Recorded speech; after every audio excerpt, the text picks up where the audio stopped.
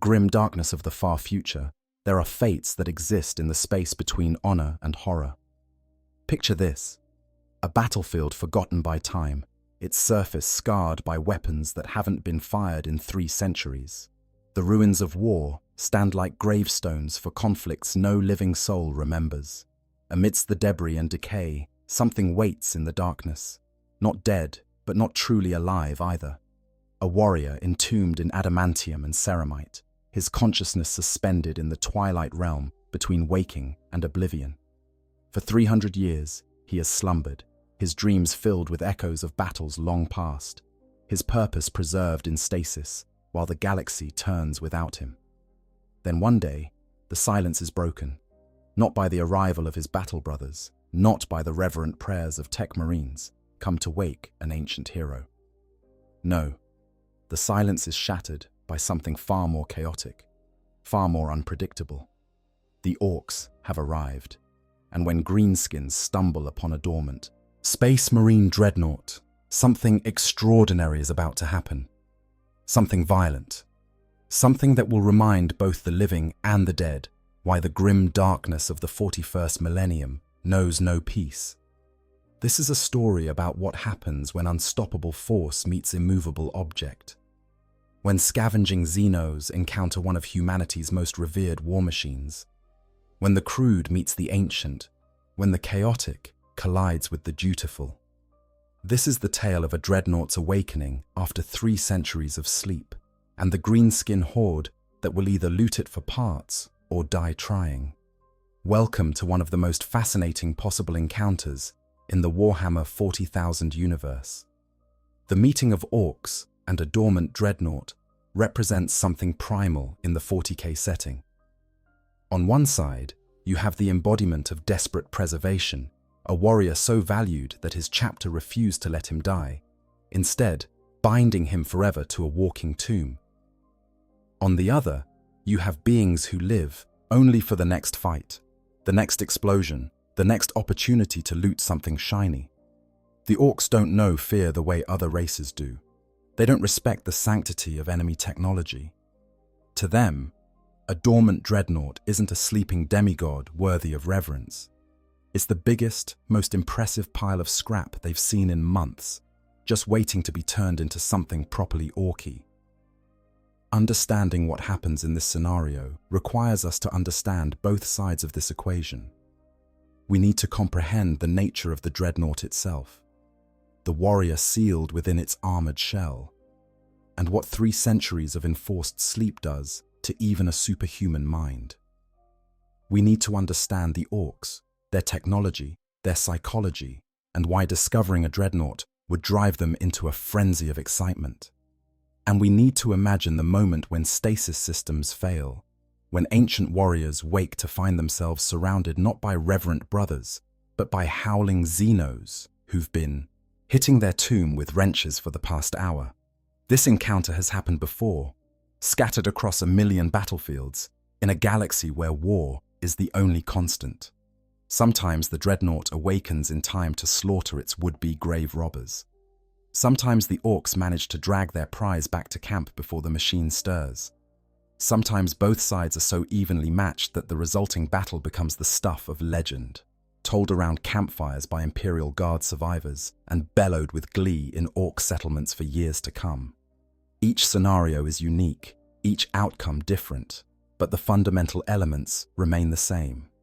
Ancient honor versus savage pragmatism, the duty-bound versus the violence-hungry, the last son of a forgotten age against the endless green tide.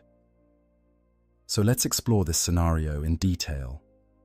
Let's examine what it means for a dreadnought to sleep for 3 centuries. What happens to the mind and body during that impossible span? Let's dive into Ork psychology and understand why they react to discovery the way they do.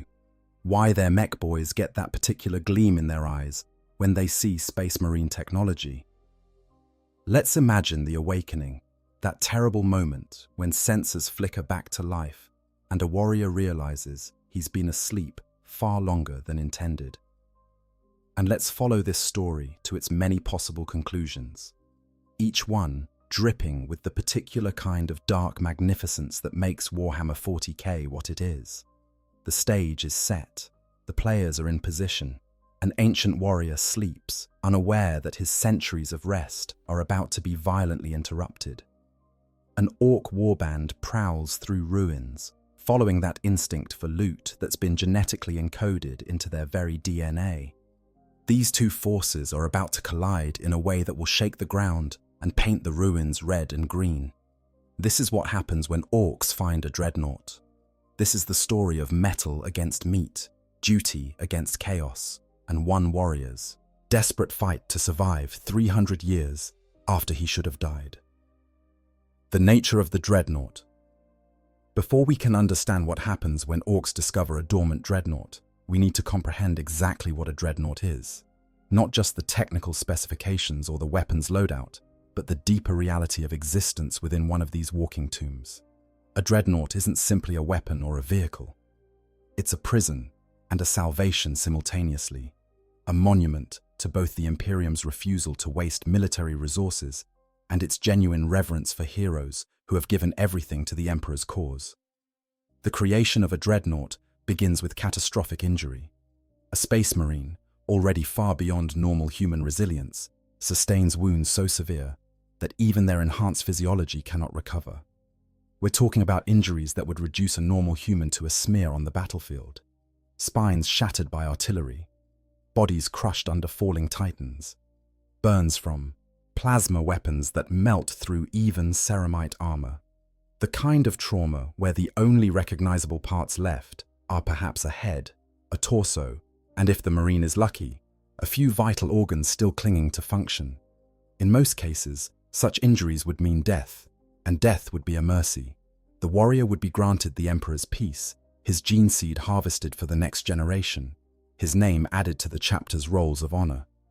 But sometimes, when the wounded Marine is particularly valuable, when his experience and tactical knowledge are deemed too precious to lose, the chapter's apothecaries and tech Marines make a different choice. They decide that this warrior will continue to serve, not in the flesh he was born with, but in a body of adamantium and sacred machinery. The process of internment is brutal. What remains of the Marine's organic body is surgically extracted from his ruined armor and prepared for integration with the dreadnought systems. The organic components are reduced to what's absolutely necessary for maintaining consciousness and neural function. A brain, certainly. Perhaps part of the spine. Whatever organs are required to keep the brain alive. All of this is placed within a sarcophagus filled with amniotic fluid, thick as oil and cold as death itself. This fluid sustains the remaining flesh, providing nutrients while preventing decay. The Marine's consciousness is then hardwired directly into the dreadnought systems through a web of neural interfaces and cybernetic connections. These connections are so complete, so absolute, that the dreadnought essentially becomes the Marine's new body. When the dreadnought moves, the Marine experiences it as his own movement.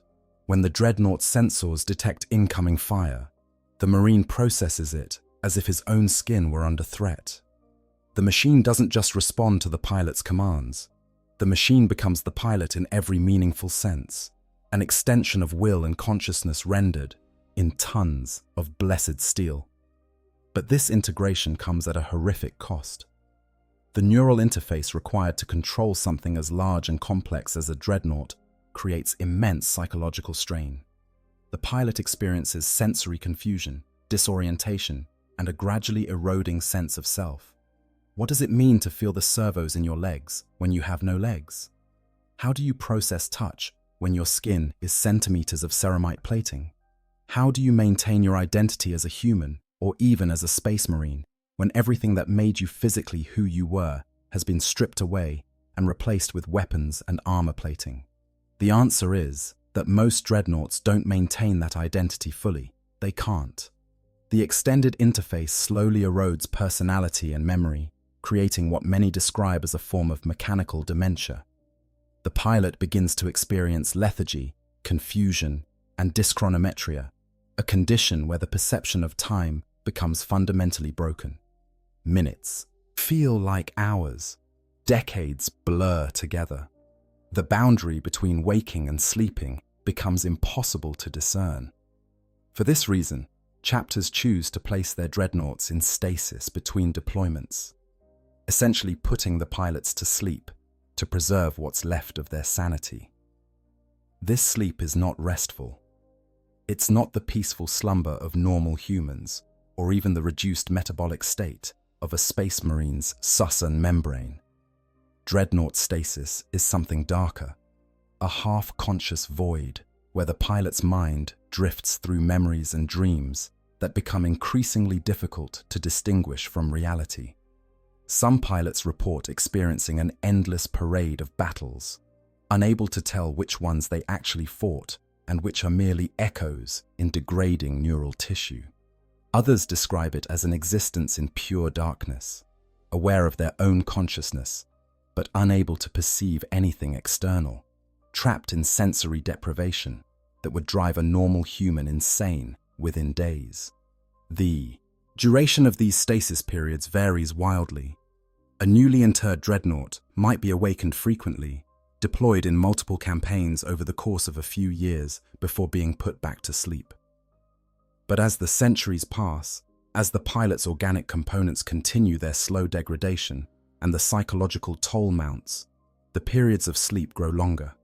Decades become centuries. Centuries can stretch into millennia for the truly ancient. The oldest dreadnought in Imperial history, Bjorn the Fell-Handed of the Space Wolves, has been in service for over 10,000 years, though he spends most of that time in stasis, awakened only on rare occasions when his wisdom or combat prowess is deemed absolutely necessary. 300 years of uninterrupted stasis represents a significant span even by dreadnought standards. It's not unheard of, particularly for a dreadnought that was badly damaged in its last deployment, or one whose chapter has been through periods where they simply didn't need to wake their ancients. But 3 centuries is long enough for serious memory degradation to occur. Long enough that when the pilot finally wakes, he may struggle to remember where he is, who he was, or even why he's fighting. The faces of battle brothers will have faded from memory. The specific details of the chapter's doctrine might be hazy. Only the most fundamental programming remains sharp. Serve the Emperor, destroy his enemies, protect the Imperium of man. Now imagine this warrior, sealed in his tomb for 3 centuries, maintained in stasis on a battlefield that was abandoned long ago. Perhaps his chapter was forced to retreat, intending to return for their fallen ancient, but never managing to do so. Perhaps the facility where he was stored was overrun and lost, his stasis vault buried under rubble, or sealed behind collapsed corridors. Perhaps he was simply forgotten. One more tragedy in an Imperium where tragedy is so common that individual losses, even of heroes, can slip through the cracks of bureaucracy and chaos. Whatever the reason, he sleeps. His brothers sleep beside him in their own tombs, or perhaps he's alone, the only survivor of his shrine. The tech marines who once tended to him are dust and memory. The chapter he served may still exist, or it may have been lost to the ages. He knows none of this. In stasis, there is no knowledge, no awareness of time passing. There is only the endless dark and the half-formed dreams of battles fought centuries ago against enemies whose names he can no longer quite remember. His systems are minimal but functional. The stasis generators hum with barely perceptible energy, drawing power from atomic cells designed to function for thousands of years. His armor, though covered in the dust of centuries, remains fundamentally intact. Adamantium doesn't rust, ceramite doesn't decay. The weapons mounted on his chassis may have lost their ammunition, but the assault cannon's barrels are still true. The power fist's generators still capable of igniting once power flows through them again. He is, for all intents and purposes, a weapon waiting to be loaded. A warrior waiting for the call to battle that he may no longer remember how to answer. This is what the Orks are about to find. Not a proud warrior standing ready for deployment, but a tomb. Not a functioning war machine actively defending its position, but what appears to be an abandoned relic, covered in the grime of 3 centuries, silent and still. To anyone who doesn't know what they're looking at, it might seem like nothing more than a large piece of battlefield debris, another casualty of the endless wars that consume the galaxy. But the Orks, with their instinctive understanding of weaponry and their genetic memory of technology, they'll recognize this for what it is. They'll see the value in it immediately.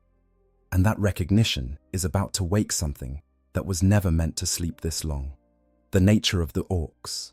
To understand what happens when Orks encounter a dormant Dreadnought, we must first understand the Orks themselves. These green-skinned Xenos are unlike any other threat in the galaxy. They don't fight for survival or expansion or religious fervor in the way other species do. The Orks fight because fighting is literally their reason for existence, encoded into their genetics by the mysterious ancient race known as the Old Ones, millions of years ago.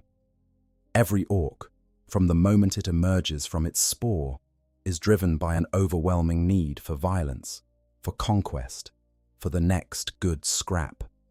The Old Ones created the species that would eventually devolve into modern Orks during the ancient war in heaven. These original warriors, called Krork, were larger, more sophisticated, and more technologically advanced than their modern descendants. They were designed as biological weapons, soldiers who could be grown quickly, who possessed instinctive knowledge of warfare and technology, and who required no logistical support beyond what they could scavenge from the battlefield. When the war in heaven ended and the Old Ones disappeared, the Krork began a slow decline, devolving over millions of years into the modern Orks we know in the 41st millennium. Despite this devolution, Orks retain some of their original programming.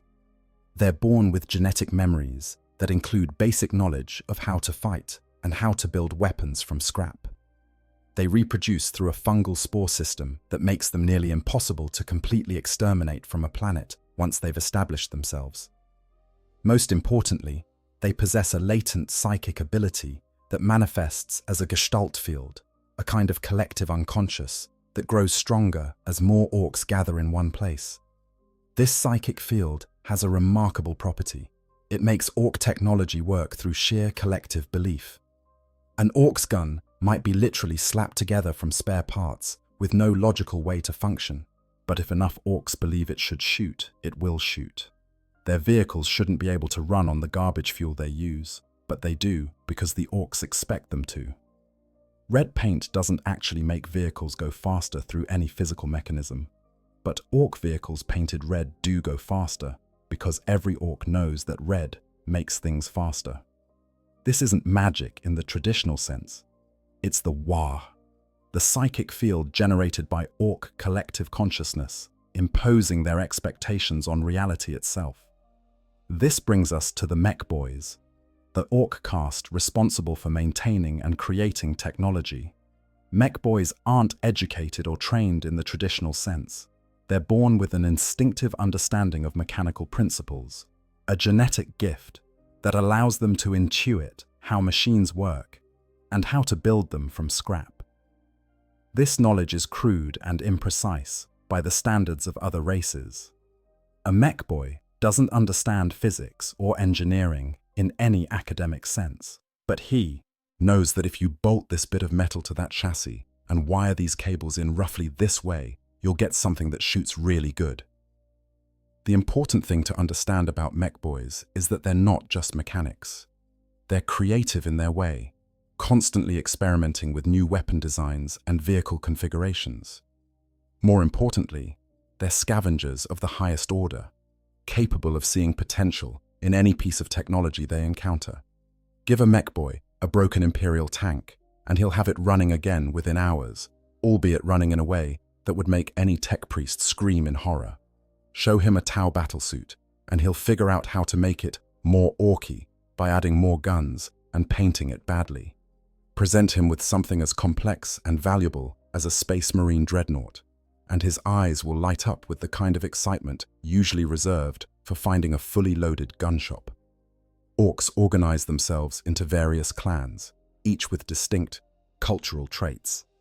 For our purposes, the most relevant clan is the Death Skulls, who are the premier looters and scavengers of Ork society. Death Skulls have an almost supernatural ability to find valuable salvage and an instinctive understanding of what's worth taking. They're the ones who'll strip a battlefield bare of anything useful, including technology from races that other orcs might not bother with. If any clan is going to find a dormant dreadnought and immediately recognize its value, it's the Death Skulls. But really, any orc who stumbles across a dreadnought would recognize it as something special. The sheer size of the machine alone would attract attention. Standing between 12 and 15 feet tall, a dreadnought towers over even the largest orc knobs. Its armored form, even covered in centuries of dust and grime, still radiates a sense of brutal purpose. The weapons mounted on its chassis, assault cannons and missile launchers and power fists capable of crushing tanks, these would be immediately recognizable to any orc as very shooty and very bashy, which in orc terms translates to very valuable. The orc response to finding such a prize would be immediate and enthusiastic. First would come the shouting, that distinctive orc bellowing that serves as communication, threat, and celebration all at once. Word would spread through the warband at incredible speed. Orcs from across the area would come running to see the find, each hoping to get a piece of the loot. This is where things would start to get chaotic, because orcs are fundamentally competitive. Every orc wants to be the biggest and the best, which means every orc wants the best loot. The boss of the group, whatever nob or war boss happened to be in charge, would immediately claim the dreadnought as his property. But claiming and keeping are different things in orc society. Other orcs would immediately begin scheming about how to get their hands on pieces of this magnificent find. The mech boys, in particular, would be almost frantic with excitement, already mentally cataloguing what they could do with access to this much quality technology. Fights would break out almost immediately. Orcs settling ownership disputes the only way they know how, with violence. It's important to understand that this isn't malicious or evil in the way humans understand those concepts. Orcs don't have human psychology. They don't experience greed or jealousy the way we do. Fighting over loot is just how orcs determine who gets what. It's a social structure based entirely on might making right. The strongest orc gets the best stuff. If you want his stuff, you prove you're stronger by taking it from him. This creates a constantly shifting hierarchy where every orc is simultaneously competing with and relying on every other orc. So the scene that would unfold around a discovered dreadnought would be chaotic, but not disorganized. There would be a clear hierarchy with the biggest orc in charge, but that hierarchy would be constantly tested by smaller orcs trying to move up. There would be mech boys examining the dreadnought with the intensity of children presented with the galaxy's best toy, running their hands over the armor, peering at joints and weapon mounts, already arguing with each other about the best way to take it apart. There would be regular boys standing around making suggestions and placing bets on whether the big shiny thing could be made to work. And most importantly, there would be noise. Orcs are not subtle creatures. Every discovery, every realization, every moment of excitement would be accompanied by shouting, laughing, and the distinctive orcish war cries that sound like a cross between a roar and a mechanical engine. This is relevant because noise and vibration have a tendency to trigger senses. Senses that might, after 3 centuries of silence, wake up and start reporting to a consciousness that has been dormant for far too long. The orcs wouldn't realize. They're not just examining a piece of abandoned technology. They wouldn't understand that they're standing around a tomb, and tombs have a tendency to open when disturbed. They certainly wouldn't comprehend that inside this particular tomb is a warrior whose last conscious thoughts 3 centuries ago were of duty and combat and an overwhelming need to destroy the enemies of the Emperor. All they would know is that they've found something properly good, something that could be taken apart for spares, or maybe, if they're really lucky, turned into something even more impressive. This combination of factors creates the perfect storm for what's about to happen. Enthusiastic orcs, crowding around a dreadnought, hitting it with tools, trying to pry open access panels, arguing loudly about whether the big gun on the arm could be removed and fitted to a truck.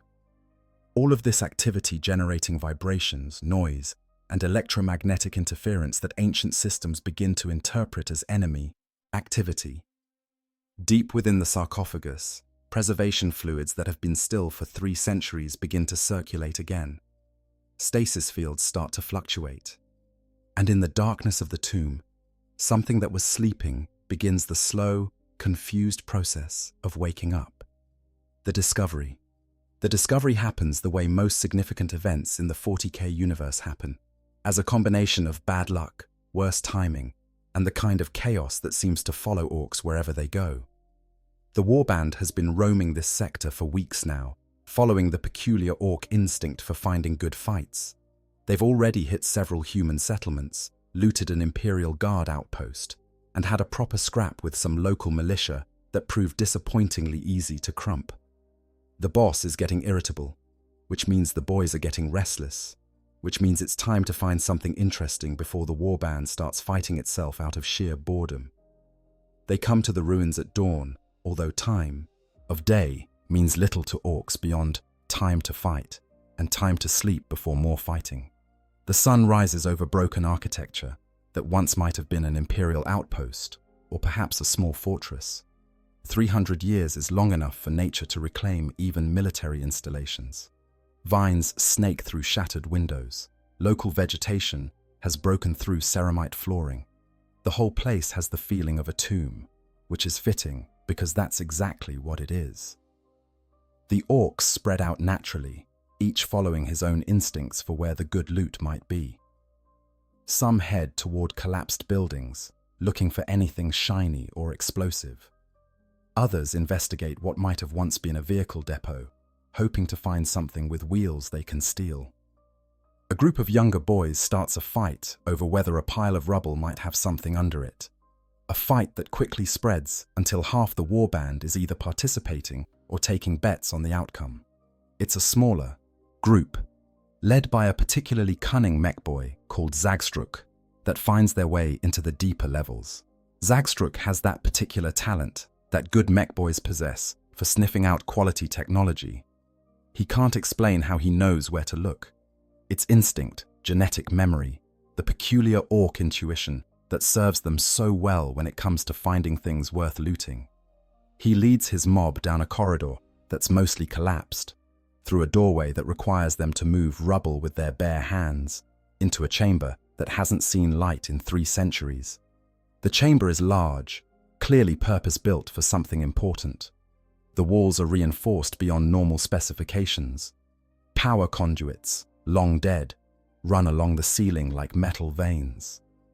And there, in the center of the room, standing in what was once a consecrated shrine, is the Dreadnought.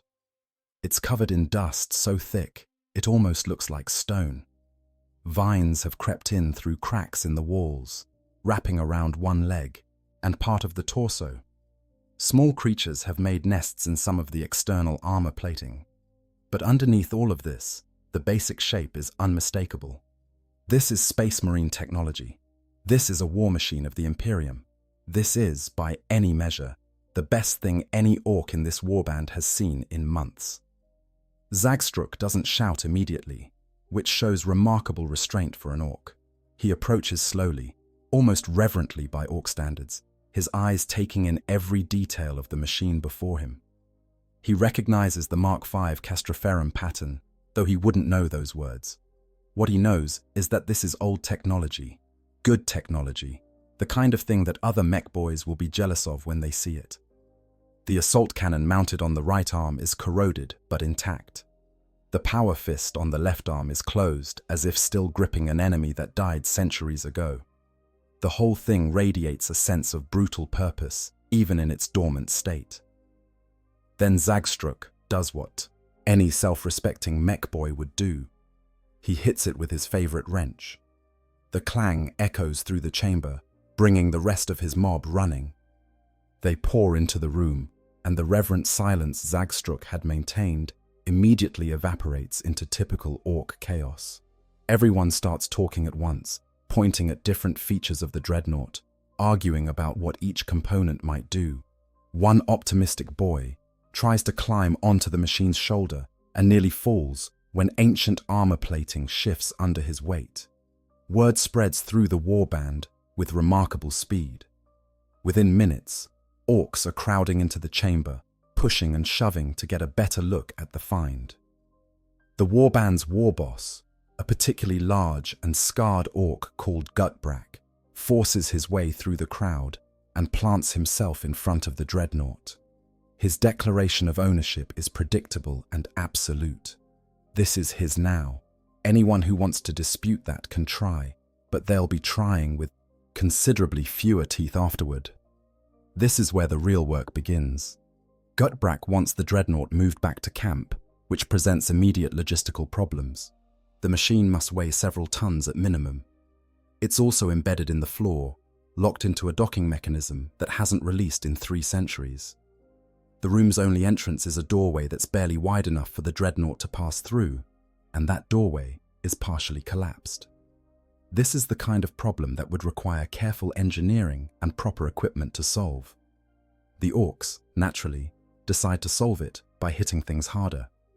The mech boys converge on the Dreadnought like scavengers on a corpse, each examining different components and arguing about the best approach.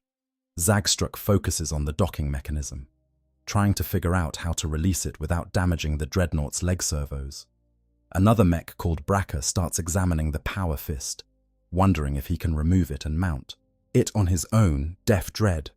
A third mech, so new he doesn't have a proper name yet and is just called Runt, starts pulling at cables in the back of the machine, trying to see what they're connected to.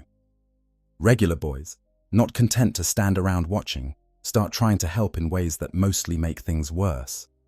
Someone decides that the vines wrapped around the Dreadnought's leg need to be pulled off and starts yanking at them, which causes more dust to fall from the ceiling.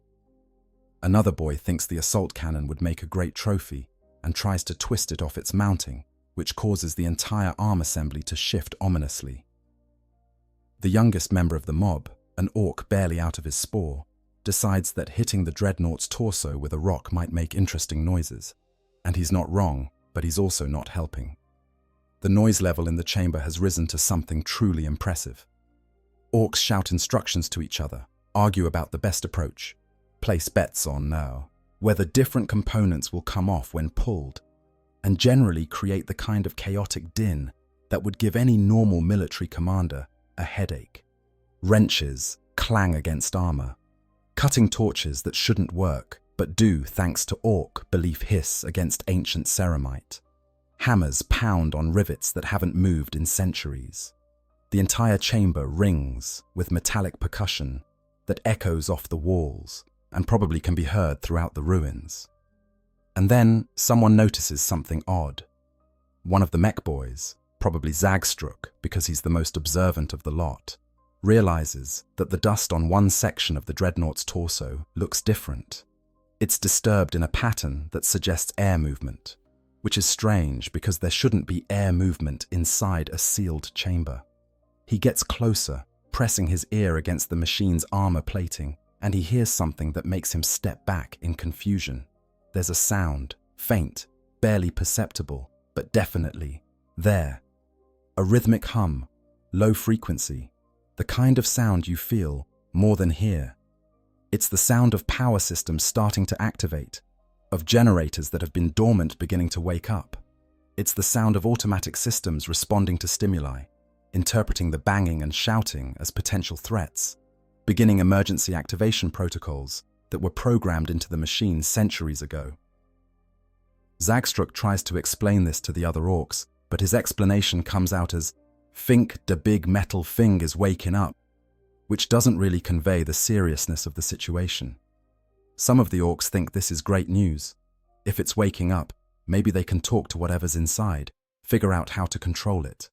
Others are more cautious, backing away from the Dreadnought and reaching for their weapons. Gutbrack, demonstrating the kind of direct action that makes him a leader, steps forward and pounds on the Dreadnought's chestplate with his power claw. "Oi! Anybody in there? This is mine now. Come out so we can discuss it." The humming intensifies. Lights begin to flicker along the Dreadnought's chassis. Status indicators that haven't illuminated in 3 centuries suddenly glowing with amber and red warning colors. Something deep within the machine's core makes a grinding sound, like metal parts that have been frozen in place finally starting to move again. The power fist begins to open slowly, its fingers separating with the sound of ancient hydraulics struggling to function. And in the optical sensors mounted where a head would be on a human, in those dark lenses that have been dead for so long, a faint red glow begins to build. The Orks watch this with a mixture of excitement and anticipation. To them, this is still just an interesting piece of loot, something they'll be able to use once they figure out how to control it. They don't understand what's actually happening. They don't realize that deep within this machine, a consciousness that has been suspended for 300 years is beginning the slow, confused, agonizing process of waking up. They don't comprehend that they're standing around a warrior whose last conscious thoughts were of battle and duty, a warrior who went to sleep surrounded by his brothers and is about to wake up surrounded by Xenos. The temperature in the chamber begins to rise as the Dreadnought's core generators finally achieve minimum operational status. More lights activate along its frame. The assault cannon's ammunition feed begins to cycle with a mechanical clicking sound that echoes through the chamber. The power fist closes again, then opens, testing its range of motion. And somewhere deep within the sarcophagus, floating in amniotic fluid that has just begun to warm for the first time in 3 centuries, a Space Marine's brain receives its first external stimuli in longer than human minds are meant to endure silence. The Orks are still arguing about the best way to claim their prize when the Dreadnought's primary systems finally achieve full activation. What happens next happens very quickly, but for the consciousness waking within the machine, it happens in slow motion. Sensory input floods into a brain that has been deprived of such input for 300 years. Visual data from optical sensors, audio data from external microphones, tactical data from threat assessment systems. All of it pours into a mind that's still struggling to remember where it is, what it is, why it exists. The Space Marine within remembers darkness. He remembers sleep. He remembers, though the memories are hazy, being placed in stasis after a battle. He was wounded. His body was destroyed. His chapter honored him with internment in this sacred machine. He was supposed to sleep until they needed him again. That was supposed to be weeks at most, perhaps months. But something's wrong. The data flooding into his awakening consciousness doesn't make sense. His chronometer, that internal sense of time, that even 3 centuries couldn't completely destroy, tells him that far more time has passed than should have. The tactical displays show no friendly IFF signals. The audio feed is filled with Xeno's battle speech, that distinctive Ork dialect that every Space Marine learns to recognize. And the threat assessment system, that part of the Dreadnought's machine spirit that never fully sleeps, that part which has been slowly powering up for the last several minutes as it detected increasing hostile activity. That system finally achieves full function and delivers its verdict with crystalline clarity. Hostile Xenos detected. Immediate vicinity. Extreme close range. Weapons active. Threat level critical. The Space Marine's conditioning takes over before conscious thought fully returns. 300 years of sleep. 300 years of dreams and darkness and confusion. All of it gets pushed aside by programming that's deeper than memory. He is a weapon of the Emperor. He is a warrior of the Adeptus Astartes. There are enemies present. His purpose is singular and absolute. Destroy them. The Dreadnought moves for the first time in 3 centuries. It's not a smooth movement. Joints that haven't articulated in so long grind and protest. But the movement happens.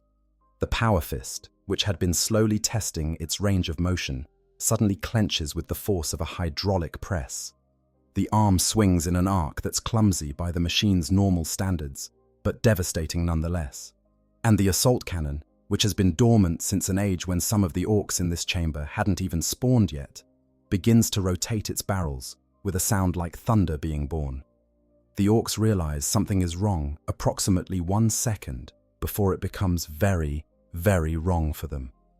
Zagstruk, still the most perceptive of the group, is the first to understand what's happening. His shout of, "It's awake! Get back!" is drowned out by a sound that hasn't echoed through these ruins in 3 centuries. The sound of a Space Marine Dreadnought assault cannon achieving full operational status and opening fire. The looting attempt. Before the Dreadnought fully awakens, there's a period of escalating activity that we should examine in detail. This is the looting attempt proper, the hours before the stasis systems fail completely, when the Orks are still treating this as a salvage operation rather than a combat situation. Understanding what happens during this period gives us insight into both Ork psychology and the remarkable resilience of Imperial technology. Gutbrack's initial declaration of ownership doesn't stop the looting. It never does with Orks. What it does is establish a hierarchy for who gets first pick of the good bits. Gutbrack claims the whole machine certainly, but he's pragmatic enough to know that trying to keep a group of excited mech boys away from the biggest piece of technology they've seen in months would lead to a riot. So he makes a pronouncement. That's part permission and part warning. The mechs can examine the thing and figure out how to move it. But anyone who damages it in a way that makes it less useful will be answering to his power claw. The mech boys don't need to be told twice. They swarm over the Dreadnought like ants on a corpse, each claiming a different section to examine. Zagstruk, as the one who found it, gets priority and chooses to focus on the most complex system, the sarcophagus itself. He can see where it's embedded in the Dreadnought's torso, can trace the power conduits and neural interface connections, though he wouldn't know those technical terms. What he knows is that this is the important bit, the part that makes the whole thing work. He starts by trying to find an access panel. Imperial technology is, for all its complexity, designed to be maintained in field conditions. There should be external access points for tech marines to perform basic diagnostics and repairs. Zagstruk runs his hands over the armor plating, feeling for seams and catches. When he finds what he thinks is an access panel, he tries to pry it open with his fingers, which predictably doesn't work. So he pulls out his favorite tool, a massive adjustable wrench that's been with him through dozens of campaigns, and uses it to lever the panel open. The panel resists at first.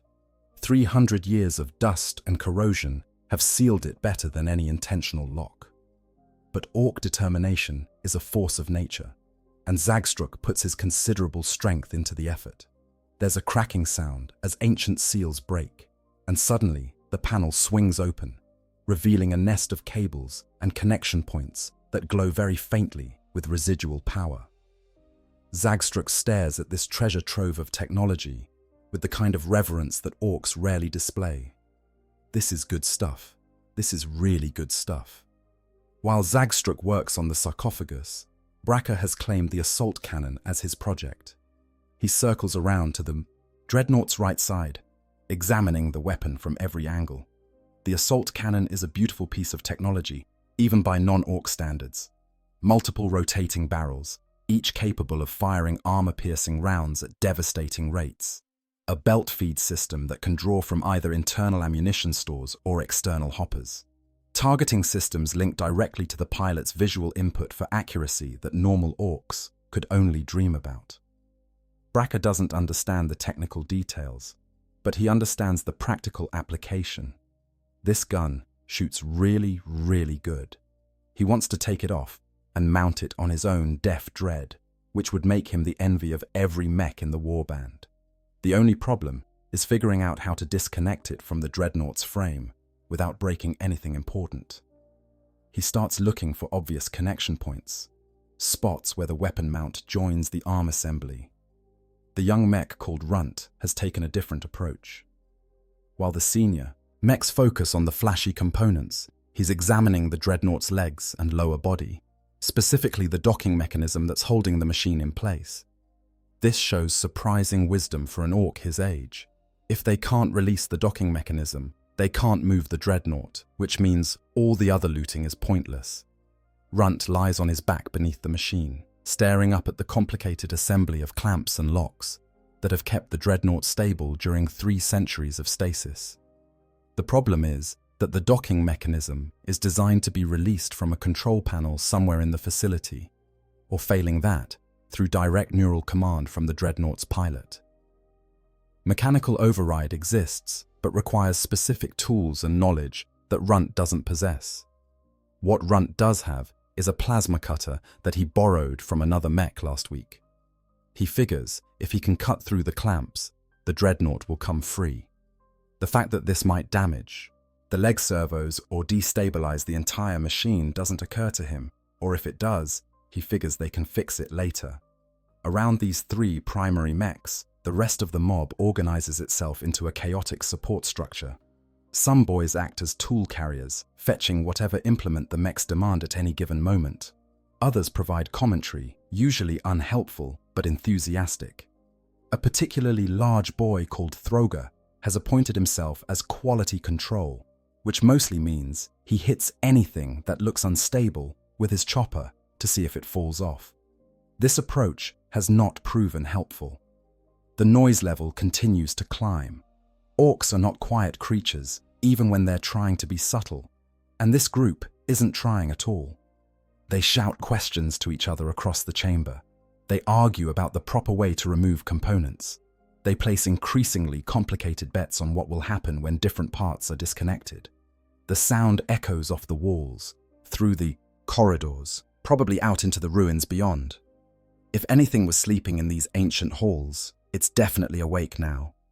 As the mechs work, they begin to notice things that should give them pause but don't because Orks aren't good at pause. The first thing is temperature. The chamber is getting warmer, noticeably so. That's odd because underground chambers like this should stay relatively cool. The second thing is the lights. Those faint amber indicators that started glowing when they first entered are getting brighter, and new ones are activating.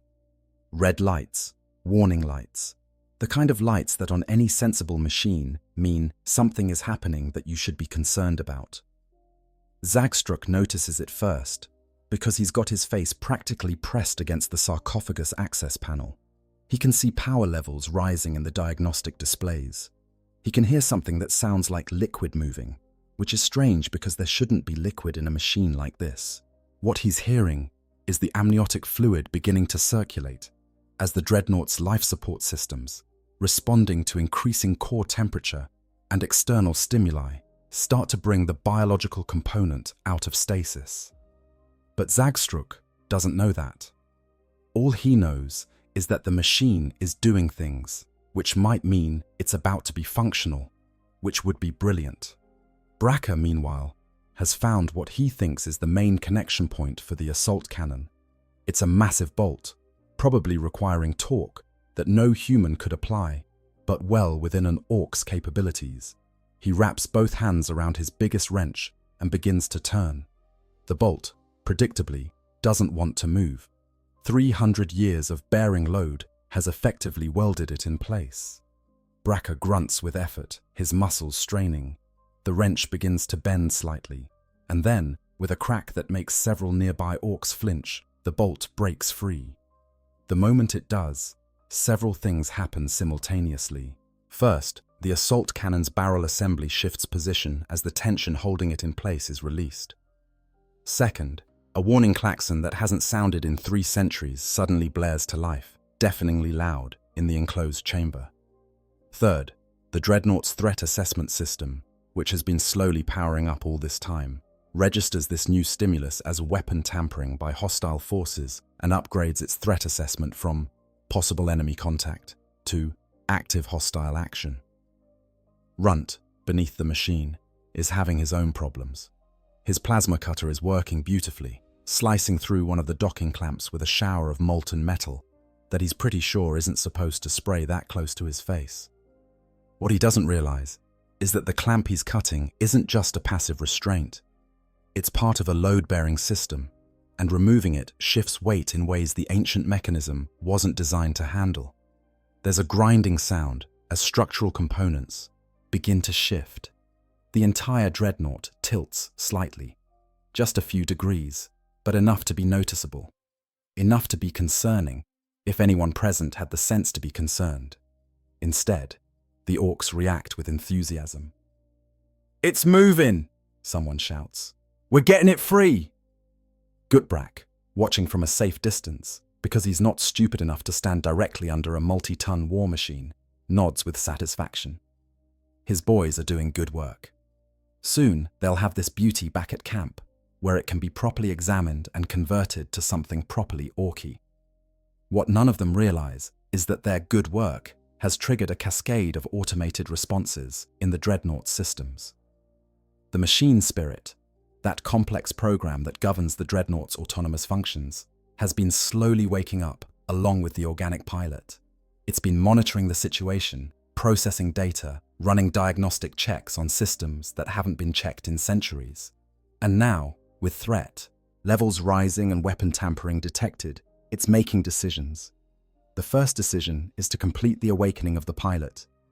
The stasis field is disabled completely. The amniotic fluid's temperature is raised to optimal for consciousness. Neural stimulation begins, gentle electrical pulses designed to bring the organic brain back to full function. Inside the sarcophagus, in the cold darkness where he's been sleeping for so long, the Space Marine begins to dream. And the dreams are not peaceful. He dreams of battle, as all Space Marines dream when they sleep. But these aren't abstract dreams. These are memories, surfacing from neural pathways that have been inactive for 3 centuries. He remembers his last battle, the one that ended with him being placed in stasis. He remembers Orks, a vast horde of them, green tide washing over Imperial positions like water over sand. He remembers fighting them, killing them by the dozens, until something heavy and explosive knocked him down. He remembers pain, which is unusual because Space Marines are conditioned not to remember pain clearly. He remembers the apothecary's face leaning over him, saying words he can't quite hear over the ringing in his ears. And then he remembers awakening. Not this awakening, the slow, confused return to consciousness that's happening now, but an earlier awakening, just after his internment, being activated for the first time in his new body of metal and guns. The shock of sensory input processed through mechanical sensors instead of organic nerves. The horrifying realization that he couldn't feel his hands, couldn't feel anything except the grinding pressure of servos and the cold efficiency of tactical data feeds. He remembers screaming, though the sound came out as a mechanical roar that terrified the tech marines attending him. In the darkness of the sarcophagus, the Space Marine's body begins to respond to the awakening protocols. Muscles that haven't moved in centuries twitch and spasm. His heart rate increases from the minimal pace required to maintain basic life to something approaching normal function. His lungs, filled with amniotic fluid, begin to process oxygen from that fluid in the strange, half-breathing that keeps pilots alive in their tombs. And his brain, oh his brain, it comes online with the confusion of 3 centuries weighing on it like iron chains. Outside, the Orks have no idea what's happening. They see the lights getting brighter. They hear the klaxons and various mechanical sounds that probably mean something important. But they interpret all of this as positive signs that they're making progress. When the Dreadnought's power fist suddenly clenches, they think it's some kind of automatic test cycle. When the assault cannon's barrels begin to rotate slowly, they assume it's just gears settling into place after being immobile for so long. They don't understand that these movements are being directed by a machine spirit that's preparing for combat.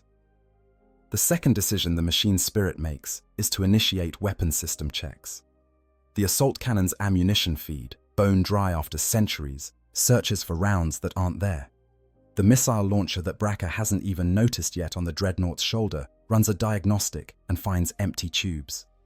The power fist tests its hydraulic pressure and finds adequate response, though the systems are sluggish from lack of use. The machine spirit notes all of this in its threat assessment. No ranged ammunition available. Melee systems, functional, but degraded. Current tactical situation, surrounded by hostile Xenos in close quarters. Recommended action: engage in melee combat until ranged ammunition can be acquired or retreat to friendly forces becomes possible. Zagstruck, who has been examining the neural interface connections with great interest, makes a crucial mistake. He finds what looks like a data port and decides to plug his own diagnostic tool into it. This tool, a cobbled-together device that's part scanner, part transmitter, and part Ork wishful thinking, immediately begins trying to interface with the Dreadnought's systems. It's looking for technical data, schematics, anything that might help the Orks understand and replicate the technology they've found.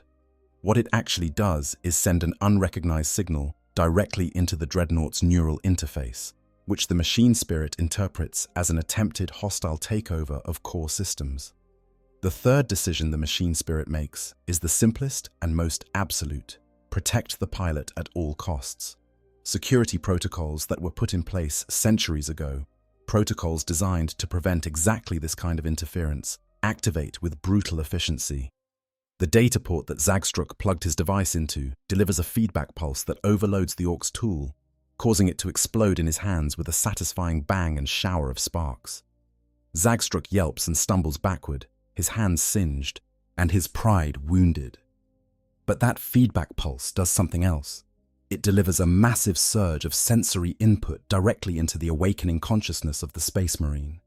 He's still not fully aware, still trapped in that twilight state between sleep and waking, but his brain registers this new stimulus as an attack. Combat reflexes, honed by centuries of warfare before his internment and never truly lost, surge to the forefront of his consciousness. The confusion clears, at least temporarily, burned away by the simple clarity of imminent combat. Inside the sarcophagus, the Space Marine's eyes open for the first time in 300 years.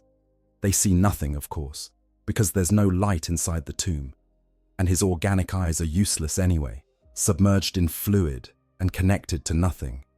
But the gesture is significant. The conscious mind has returned. The warrior is awake. And through the Dreadnought's optical sensors, through cameras that are linked directly to his visual cortex through neural interface, he begins to process what's happening in the chamber around him. The image resolution is poor at first. 3 centuries of accumulated grime on the sensor lenses doesn't help, but the machine spirit automatically adjusts, enhancing contrast, filtering out noise, applying pattern recognition algorithms to make sense of the visual input. The Space Marine sees shapes moving around him. Lots of shapes. Big shapes. Green shapes. His targeting computer, as reliable as ever, despite the long sleep, provides identification. Ork infantry, multiple units, extreme close range, weapons active, weapons active. That phrase triggers something deep in his conditioning. An Ork with an active weapon is an Ork preparing to fight, and a Space Marine, even one entombed in a Dreadnought, even one who's been asleep for 3 centuries, does not allow Orks to strike first. The conscious mind makes contact with the machine spirit, a fusion of organic thought and artificial intelligence that happens so smoothly, it's almost beautiful. Orders are transmitted not through speech or even coherent thought, but through pure warrior's intuition. The body, this new body of metal and weapons, responds instantly. The Dreadnought moves, not the tentative, testing movements it's been making for the past hour. This is purposeful, combat-ready motion. The legs, freed partially from the docking mechanism by Runt's cutting work, shift position, and take weight.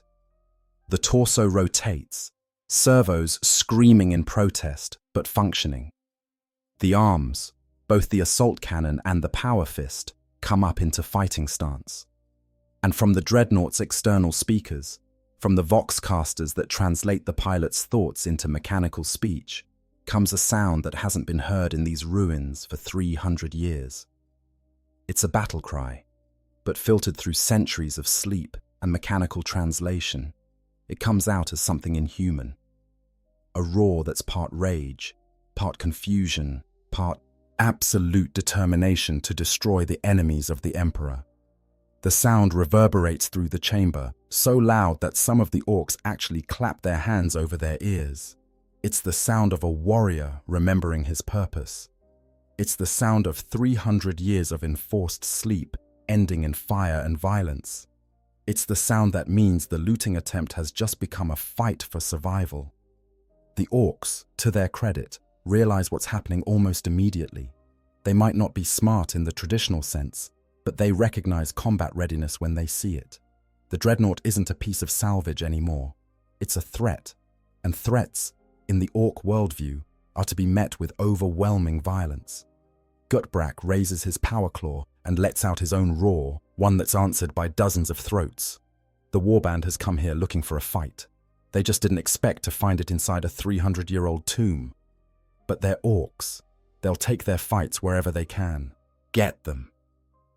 The Awakening. The moment of awakening is neither quick nor gentle.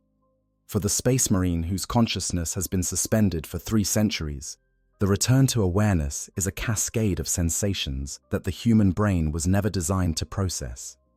First comes the cold, that bone-deep chill of the amniotic fluid that's been his entire universe for longer than most humans live. Then pressure, the feeling of being constrained, compressed, reduced to something so small it barely qualifies as a body. Then sound, overwhelming and discordant, mechanical and organic, mixed together in ways that make no sense. His name comes back to him in fragments. Brother Captain Marcus Voss, formerly of the Crimson Templars chapter, formerly in command of the 4th Company, formerly whole. The memories are there but slippery, like trying to hold water in cupped hands. He remembers battle, always battle. That's what Space Marines remember most clearly, their conditioning ensuring that combat. Experiences are burned into neural pathways with the permanence of scar tissue. He remembers a campaign against Orks, which is ironic given his current situation, though he doesn't know that yet. How long has he been asleep? The question surfaces through the confusion, like a drowning man breaking the surface of a lake. It feels like moments, like he just closed his eyes and is now opening them again. But something's wrong. The data feeds from his Dreadnought systems tell a different story. Power cell degradation suggests extensive time passage. Dust accumulation on external sensors indicates long-term exposure to atmospheric conditions. The chapter's vox frequencies are silent where they should be constant chatter. How long? How long has he been sleeping? The machine spirit provides answers, though they make no sense. 300 years. That's impossible. He was supposed to be awakened for the next campaign. His brothers promised they would return for him. Brother Tech Marine.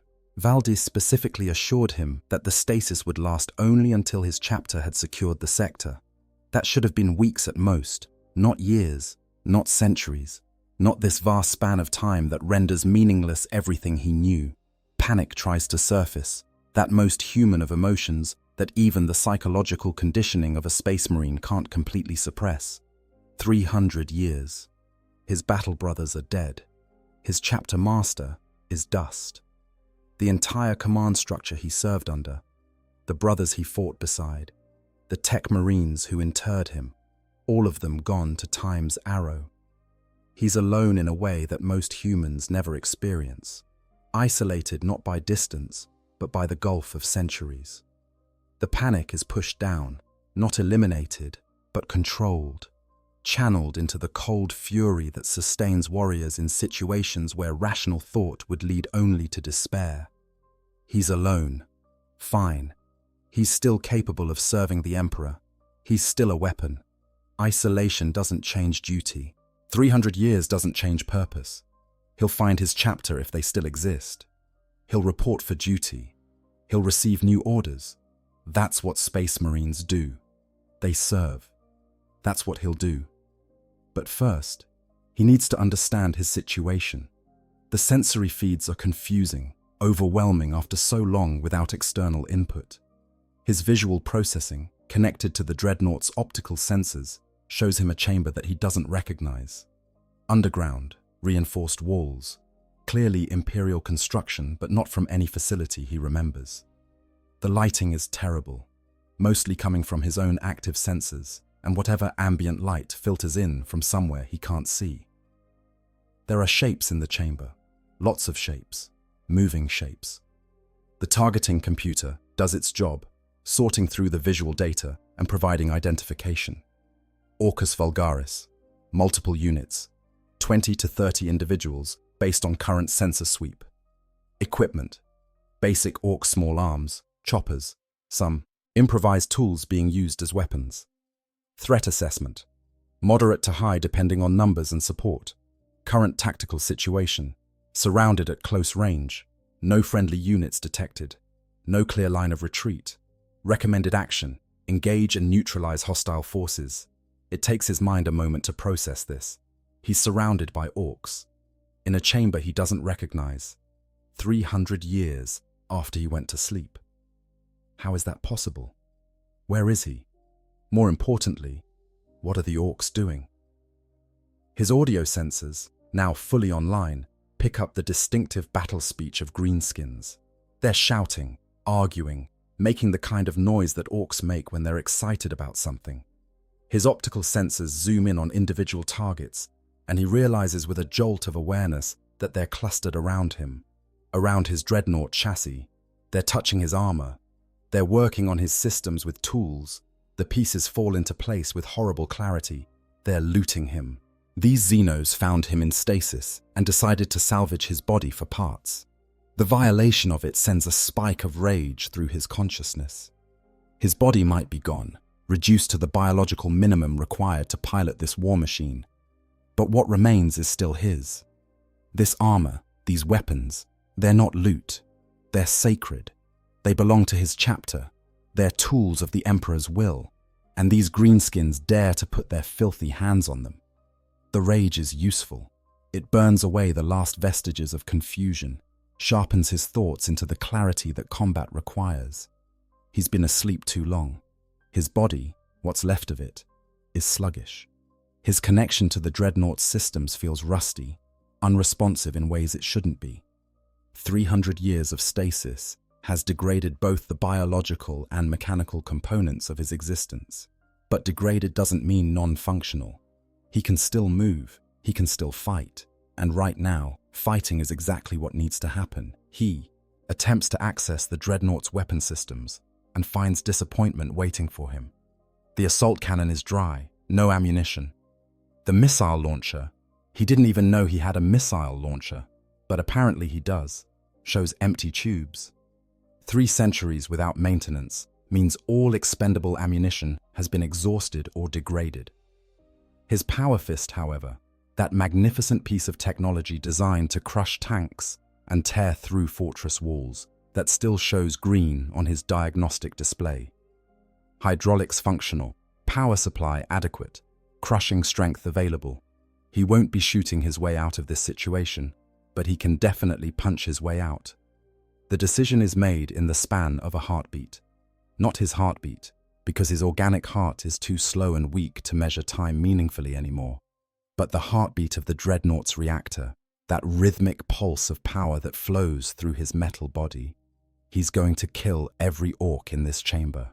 Not because he's particularly bloodthirsty, though 300 years of forced sleep has done nothing to diminish the basic space marine capacity for violence. Not even because they're enemies, though they are, and that would be reason enough. He's going to kill them because they dared to touch what's his, because they represent an affront to the memory of his fallen brothers, because that's what space marines do when confronted with Xenos. The machine spirit, sensing his intent, provides tactical analysis. Current enemy disposition, clustered at close range with poor defensive positioning. Estimated threat level, low to moderate from small arms fire, minimal from melee weapons. Probable casualties on engagement, high among enemy forces. Minimal risk to Dreadnought chassis. Recommended opening move, sweep with power fist to clear immediate vicinity, then engage remaining forces individually. Accept recommendation? Yes, he thinks, and the word is transmitted through neural interfaces with the speed of electricity. I accept. Now kill them. The Dreadnought's body responds instantly. The power fist, which has been hanging inert at the Dreadnought's side, suddenly surges to life. The generator that powers it, dormant for 3 centuries, activates with a thrumming sound that builds from inaudible to deafening in the span of a second. Energy crackles across the fist's surface, arcs of power dancing between its massive fingers. The hydraulics engage with a hiss of pressure release, and the arm swings in a horizontal arc that's aimed not at any specific orc, but at the general area where most of them are standing. The swing is not graceful. 300 years of stasis has left his system stiff, unresponsive in ways that would horrify the tech marines who interred him. But what the blow lacks in precision, it makes up for in sheer unstoppable force. The power fist, each finger as large as a normal man's torso, sweeps through the space where seconds ago 3 orcs were arguing about the proper way to remove an armor plate. They don't have time to react. They don't have time to raise weapons or shout warnings. The fist catches them mid-argument and transforms them from living beings into biological debris in the time it takes to blink. The impact sounds like thunder contained in a stone chamber. The force is such that the 3 orcs don't just die. They effectively cease to exist as individual entities. Their bodies are crushed, pulverized, scattered across the chamber in a spray of green blood and shattered armor.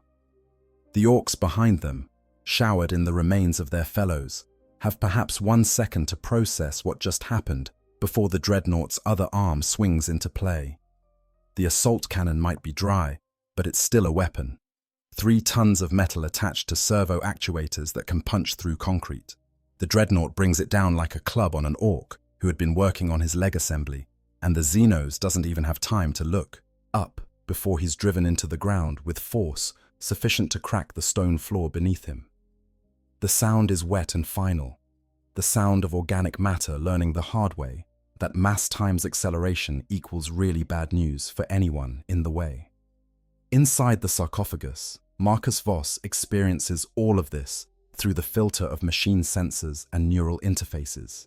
He doesn't feel the impacts the way he would have felt a punch when he had a body. He doesn't experience the tactile satisfaction of connecting with targets. Instead, he gets data readouts. Enemy units neutralized. 4. Remaining threats. Estimate 26. Power fist generator. Operating at 92% efficiency. Hydraulic pressure. Within acceptable parameters. Status. Combat. Effective. The orcs respond exactly as you'd expect orcs to respond. There's a moment of shock.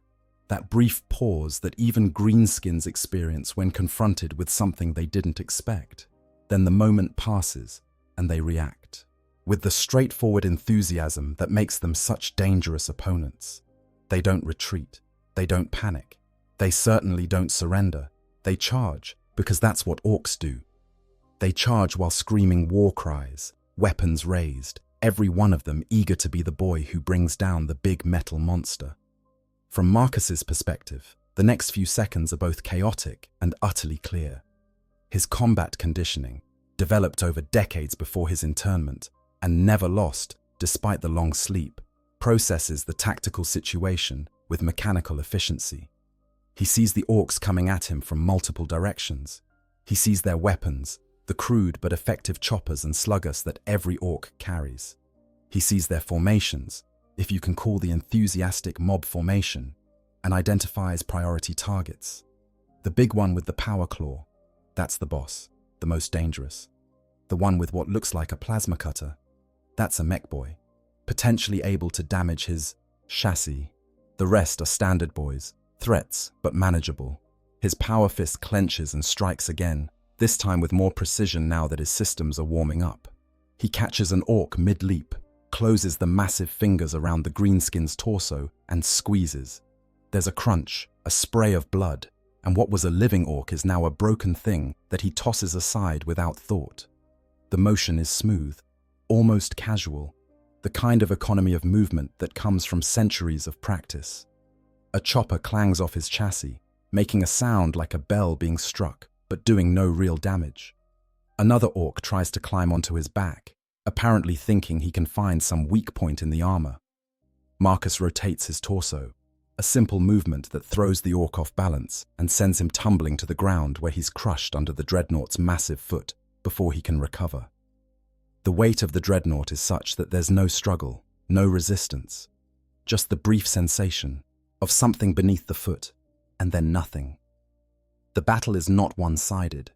The Orks are hitting him, their weapons finding purchase on his armor even if they can't penetrate it. Each impact registers in his consciousness as minor pressure, barely worth noting but accumulating over time. His threat assessment system tracks the damage, noting scratches in the paintwork, minor dents in non-critical armor sections. Nothing serious yet, but if he stays here long enough, surrounded by this many enemies, the cumulative damage will eventually find a weak point. More concerning is the ammunition situation, or rather, the lack thereof. With every Ork he kills with his power fist, he's aware that he's fighting inefficiently. A Dreadnought is designed to be a weapons platform, not a brawler. He should be standing back, using his assault cannon to cut through the enemy at range while his power fist handles anything that gets too close. Instead, he's forced into melee combat, which puts him at greater risk and limits his tactical options. He needs ammunition. He needs supplies. He needs to get out of this chamber and find his brothers, if any of them still exist after 3 centuries. But first, he needs to survive the next 30 seconds. Because the Orks, bless their savage hearts, are not giving up. If anything, they're getting more excited. This is the kind of fight they live for, the kind of overwhelming odds that makes winning actually mean something. And the big one, the boss with the power claw, has stopped hanging back and is now pushing his way through the mob, clearly intent on taking the Dreadnought down personally. Gutbrak is an impressive specimen even by Ork standards. He's huge, scarred, and covered in enough bits of looted armor to make him look like a walking junkyard. His power claw is a massive piece of technology, probably taken from some unfortunate Imperial vehicle and modified to be wielded by Ork hands. It crackles with energy as he approaches, and his face is split in a grin that shows more teeth than should fit in any mouth. "Oi! You think you can crump my boys and just walk away?" Gutbrak bellows, his voice somehow audible over the chaos of battle. "I'm gonna rip that fancy armor off you and wear it myself." Marcus doesn't bother responding with words. What would be the point? Orks don't understand diplomacy. They don't accept surrender. They only understand one language, and it's spelled out in violence and measured in casualties. So instead of talking, he brings his power fist down in an overhead smash aimed directly at Gutbrak's skull. The boss proves his worth by not being where the fist lands. He's fast, surprisingly so for something his size, and he sidesteps the attack with room to spare. Then he's inside Marcus's reach, his power claw swinging in an arc that targets the Dreadnought's leg joint. The blow connects, and for the first time since awakening, Marcus feels something that could be called pain. It's not real pain, not the organic suffering that came with having a body of flesh, but it's the mechanical equivalent. Systems reporting damage, structural integrity compromised, functionality degraded. The claw has torn through the external armor at his knee joint and damaged the hydraulics beneath. Not catastrophically, not yet, but enough to matter. His left leg is now operating at reduced capacity. Movement in that limb will be slower, less precise. If Gutbrak gets another hit like that, he might actually immobilize the Dreadnought, which in this situation would be the same as killing it. Marcus responds by bringing his assault cannon arm down like a club, not at Gutbrak directly because the boss is too fast for that, but at the ground beside him. The impact cracks the stone floor and sends fragments flying, some of which hit Gutbrak hard enough to stagger him. In that moment of lost balance, Marcus pivots and sweeps his power fist in a backhand that catches the Ork boss in the shoulder. It's not a direct hit, more of a glancing blow, but the power field that surrounds the fist does its work anyway. The energy discharge burns through Gutbrak's armor like it's tissue paper and sears the flesh beneath. The Ork roars, not in pain, but in that peculiar Ork combination of anger and excitement that comes from being in a proper fight. He stumbles back, his left arm hanging useless. but his power claw is in his right hand, and he's already planning his next attack. Around them, the battle continues. Orks swarm over the Dreadnought like ants on a particularly large and aggressive beetle. They're climbing onto his back, hanging from his arms, trying to find weak points in his armor. Each one that gets too secure of a position is shaken off or crushed or thrown into the walls hard enough to paint them green. But there are always more. That's the thing about Orks. There are always more. Marcus's reactor is running hot. His power cells, barely charged when he woke up, are draining faster than he'd like. His hydraulics are showing wear, small failures that individually don't matter, but collectively indicate a system under more stress than it can handle indefinitely. He needs to end this fight soon. He needs to break the Ork morale, if Orks even have morale to break, or he needs to retreat. Neither option is attractive, but staying here and fighting until his systems give out is not an option at all. He makes a decision. The exit from this chamber is to his right, a doorway that's partially collapsed, but probably large enough for him to force his way through. If he can reach it, if he can get into the corridors beyond, he can find a more defensible position, maybe even find a way out of these ruins entirely. The alternative is dying here, surrounded by Xenos, his body picked apart for scrap 300 years after he should have been allowed to rest. Brother Captain Marcus Voss, formerly of the Crimson Templars' 4th Company, entombed in the sacred armor of a Castroferum, patterned Dreadnought, makes his choice. He's going to survive this. He's going to find his chapter. He's going to complete his duty. But first, he's going to get out of this damned chamber. And any Ork standing between him and the exit is about to learn what 300 years of accumulated rage looks like when properly motivated.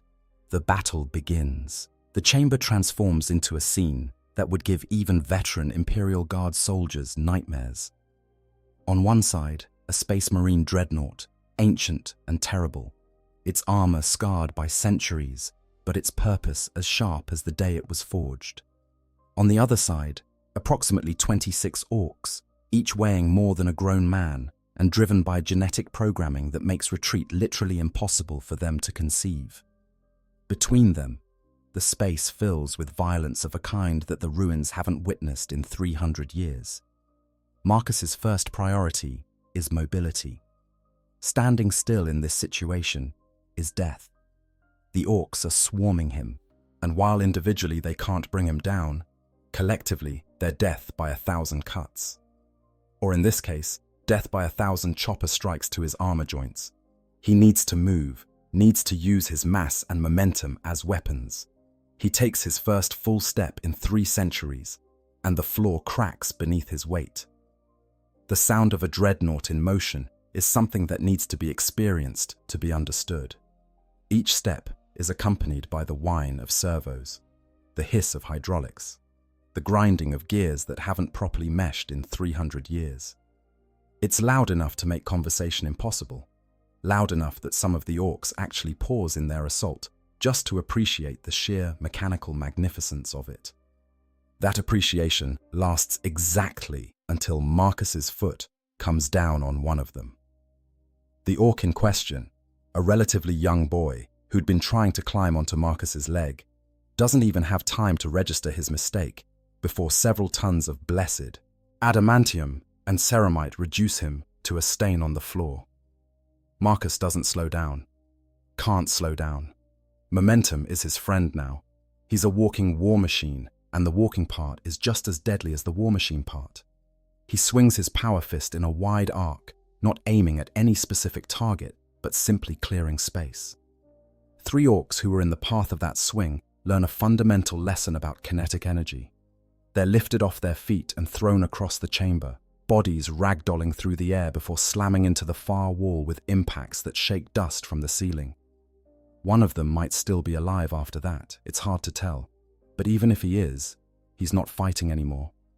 Gutbrack rallies his boys with the kind of straightforward command that makes him a leader. "Stop mucking about! Get his legs! Bring the big git down!" The Orks respond instantly, refocusing their efforts on Marcus's lower body. It's actually good tactics, as much as Orks are capable of tactics. A Dreadnought is most vulnerable at its joints, and if they can damage his legs enough to immobilize him, the battle becomes much more winnable for them. 2 Orks with plasma cutters, looted from the Emperor knows where, converge on his damaged left knee. They're not trying to fight him, they're trying to maim him. The distinction is important because it means they're not attacking his weapons or his upper body. They're going straight for the structural weak point that Gutbrack's power claw has already compromised. Smart, in that brutal Ork way. Marcus sees them coming. His targeting system highlights them as priority threats, but he's still getting used to being awake, still remembering how to fight in this body after 3 centuries of disuse. His response is a half-second too slow, and in combat, half a second might as well be eternity. One of the Orks reaches his leg and begins cutting into the already damaged hydraulics with his plasma cutter. The other gets close enough to start his own cutting work. The pain isn't physical, but it's real nonetheless. Marcus feels the degradation of his systems, like a body feels damage to limbs. His left leg is failing, hydraulic fluid spraying out of severed lines in pressurized jets that paint the floor green and red where it mixes with Ork blood. His weight distribution shifts automatically, his machine spirit compensating for the loss of function in one leg by redistributing load to the other 3 support points. 3 support points. Right leg and both arms, which are now braced against the floor to keep him from toppling over. This is bad. This is very bad. A Dreadnought that can't move is a Dreadnought that's about to die. He can still fight from this position, certainly. His arms are fully functional and the power fist is as deadly as ever. But he can't reach the exit anymore, can't retreat, can't maneuver. All he can do is kill as many of them as he can before they bring him down completely. Fine, if that's how it has to be, then that's how it'll be. He's a space marine. He's been trained since childhood to fight in hopeless situations. 300 years of sleep hasn't changed that. He'll kill every Ork in this chamber or die trying, and either way, he'll have served the Emperor to the best of his ability. That's all any warrior can do. He brings his power fist down on one of the Orks with the plasma cutters. The greenskin sees it coming and tries to roll out of the way, but he's too close, too committed to his cutting work. The fist catches him squarely and does to him what gravity does to eggs dropped from high places. The second Ork with the plasma cutter is smart enough to abandon his work and dive clear. But Marcus sweeps his assault cannon arm in a horizontal arc that catches the Ork in mid-dive and sends him flying across the chamber. But the damage is done. His left leg is useless, nothing but dead weight hanging from his hip joint. His mobility is gone. He can pivot on his remaining good leg, can rotate his torso, can still fight effectively in a 360-degree arc around his position. But he can't advance, can't retreat. He's stuck here, and the Orks know it. Their attack intensifies, dozens of crude weapons hammering against his armor from all angles. Gutbrack sees his opportunity. The Dreadnought is damaged, immobilized, vulnerable. This is the moment to press the advantage. He charges, his power claw raised, his remaining good arm windmilling for balance as he builds momentum. He's going for the torso, for the sarcophagus that contains the Space Marine's body. If he can breach that, the fight is over. Marcus sees him coming, tracks him with optical sensors that are still functioning perfectly, despite the abuse his chassis has taken. Calculates trajectory, velocity, probable impact point. His power fist is out of position, caught on the wrong side after crushing the Ork with the plasma cutter. He can't bring it back around in time to intercept Gutbrack's charge. On his cut, assault cannon arm is in better position, but it's not a precision weapon.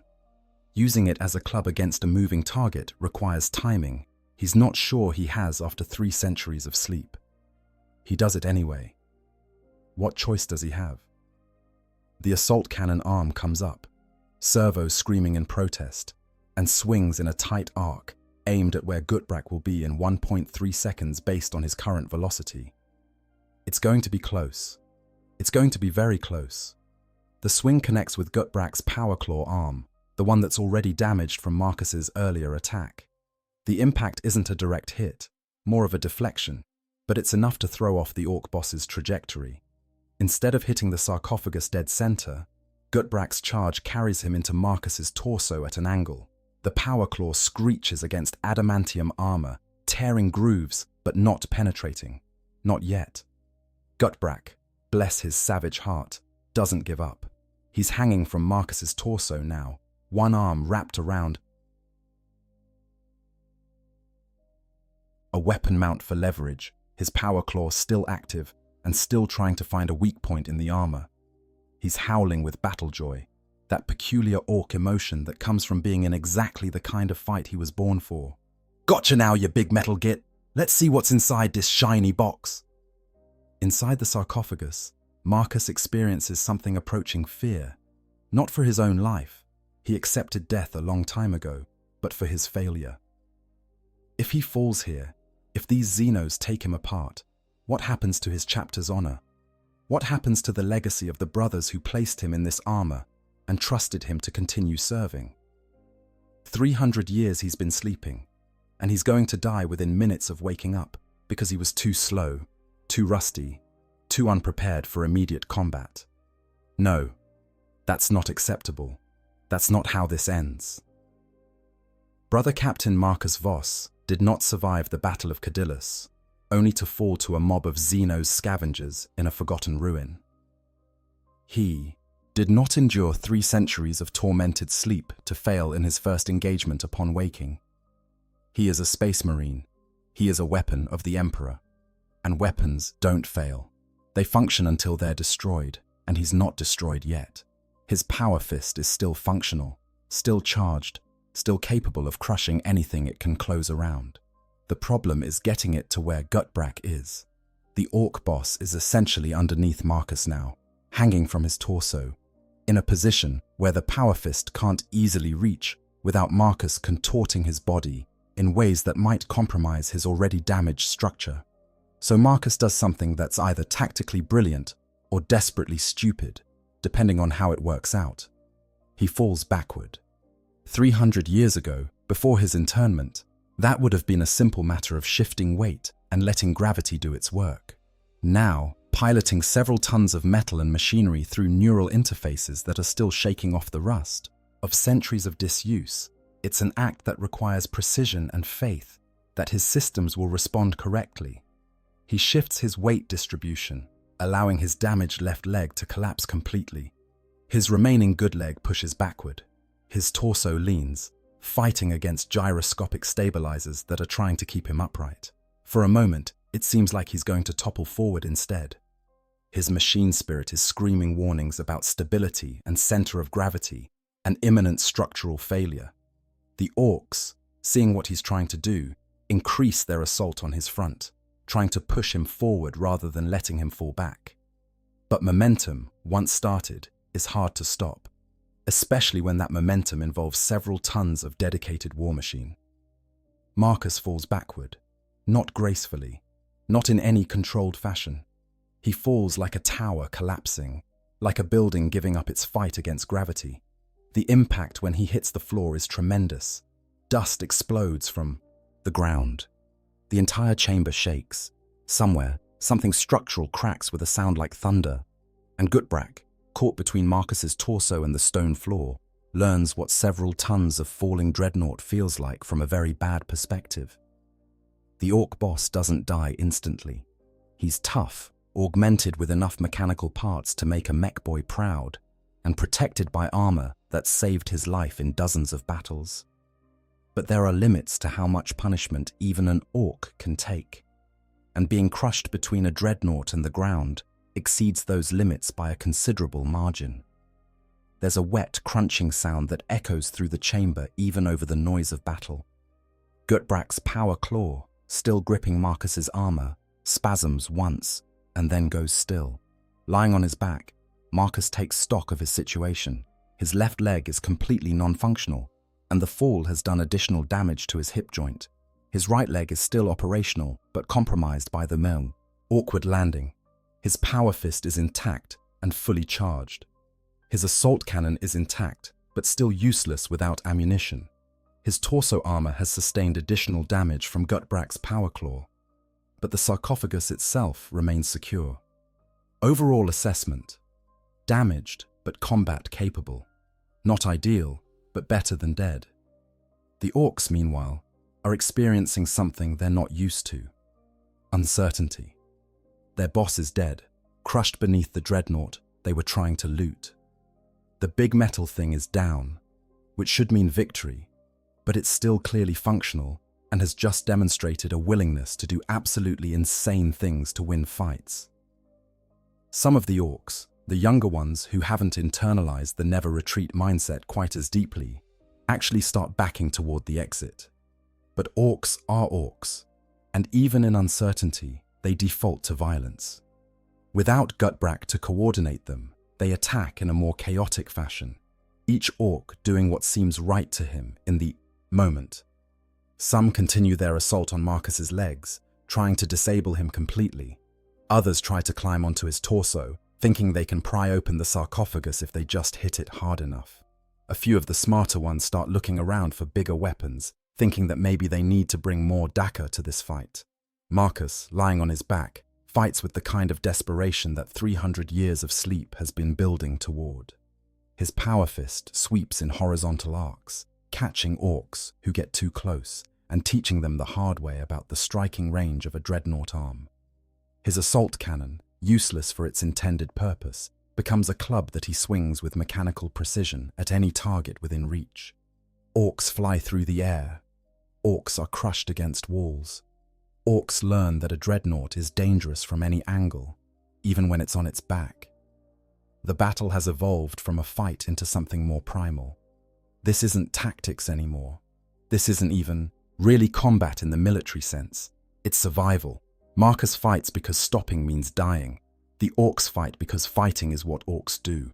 The chamber becomes a crucible of violence, each side determined to destroy the other, neither willing to concede that maybe this wasn't the best situation for either of them.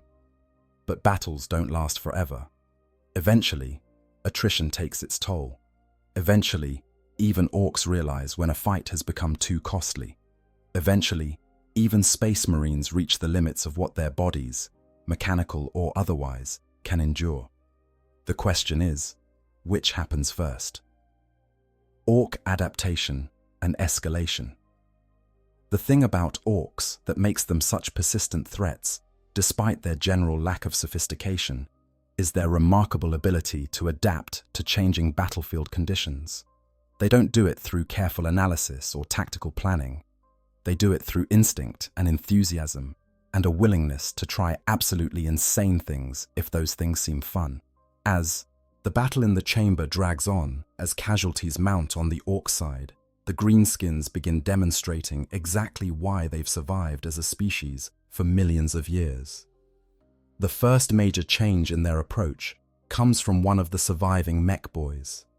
Zagstruk, his hands still singed from the earlier feedback pulse, has been watching the fight with the kind of intense focus that usually means an Ork is about to do something clever. Well, clever by Ork standards anyway. He's realized something important. The Dreadnought doesn't have ammunition. The big gun on its arm hasn't fired once during the entire fight.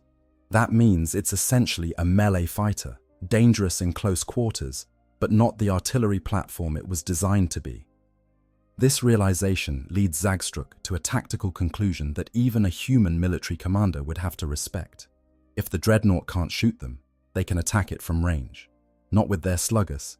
Those crude firearms aren't going to do meaningful damage to Dreadnought armor. But the warband has other weapons back at their camp. Bigger weapons. The kind of weapons that Orks bring out when they need to crump something that normal Daka won't touch. Zagstruk bellows orders to two of the younger boys, sending them running back through the corridors toward where the rest of the warband is presumably still looting other parts of the ruins. His instructions are simple.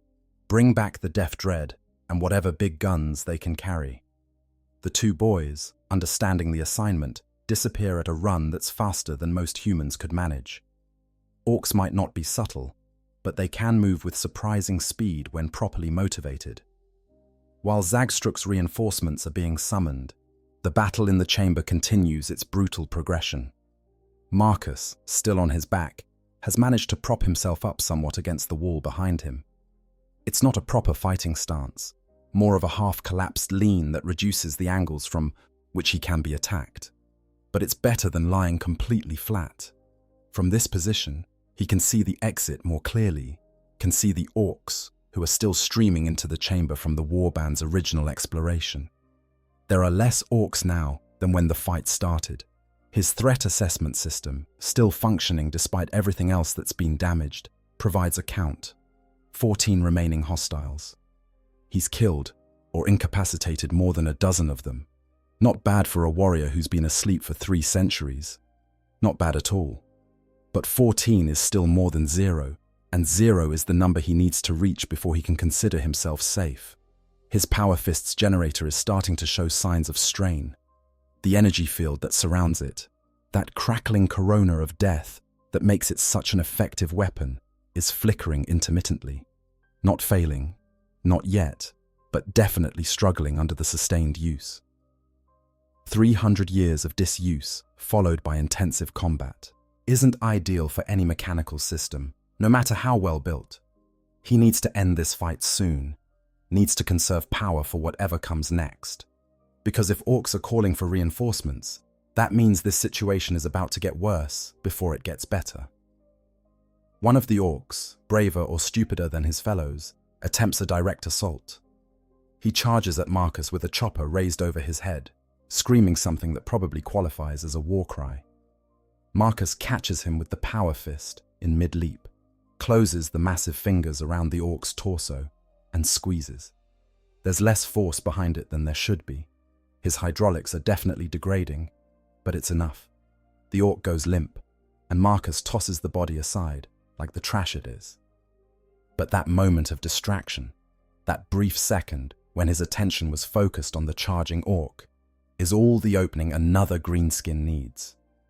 This one has been lurking at the edge of the combat, waiting for exactly this opportunity.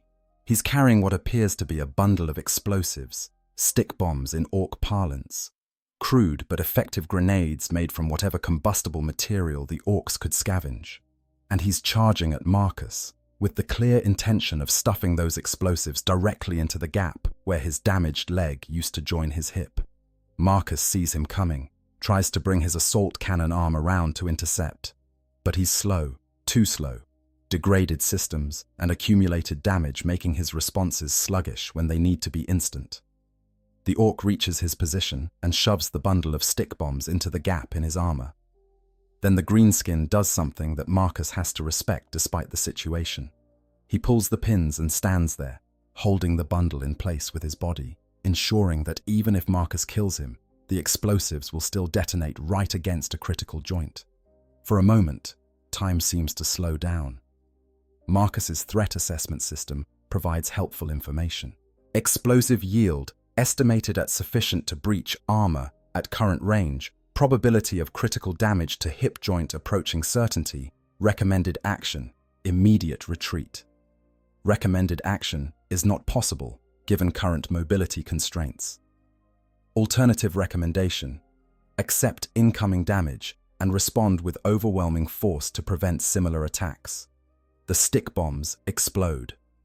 Not with the sophisticated precision of Imperial explosives, but with the enthusiastic overpressure that characterizes Ork munitions.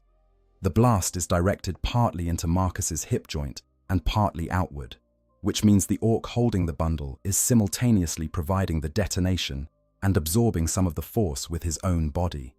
It's a sacrifice play, and it works brilliantly. The Ork is vaporized, the hip joint is compromised, and Marcus's right leg, his only remaining functional leg, suddenly isn't functional anymore. Now he's completely immobilized, both legs useless, his body propped, against a wall in a half-sitting position. Arms still functional, but his mobility reduced to whatever he can do from this fixed location. This is bad. This is potentially the end.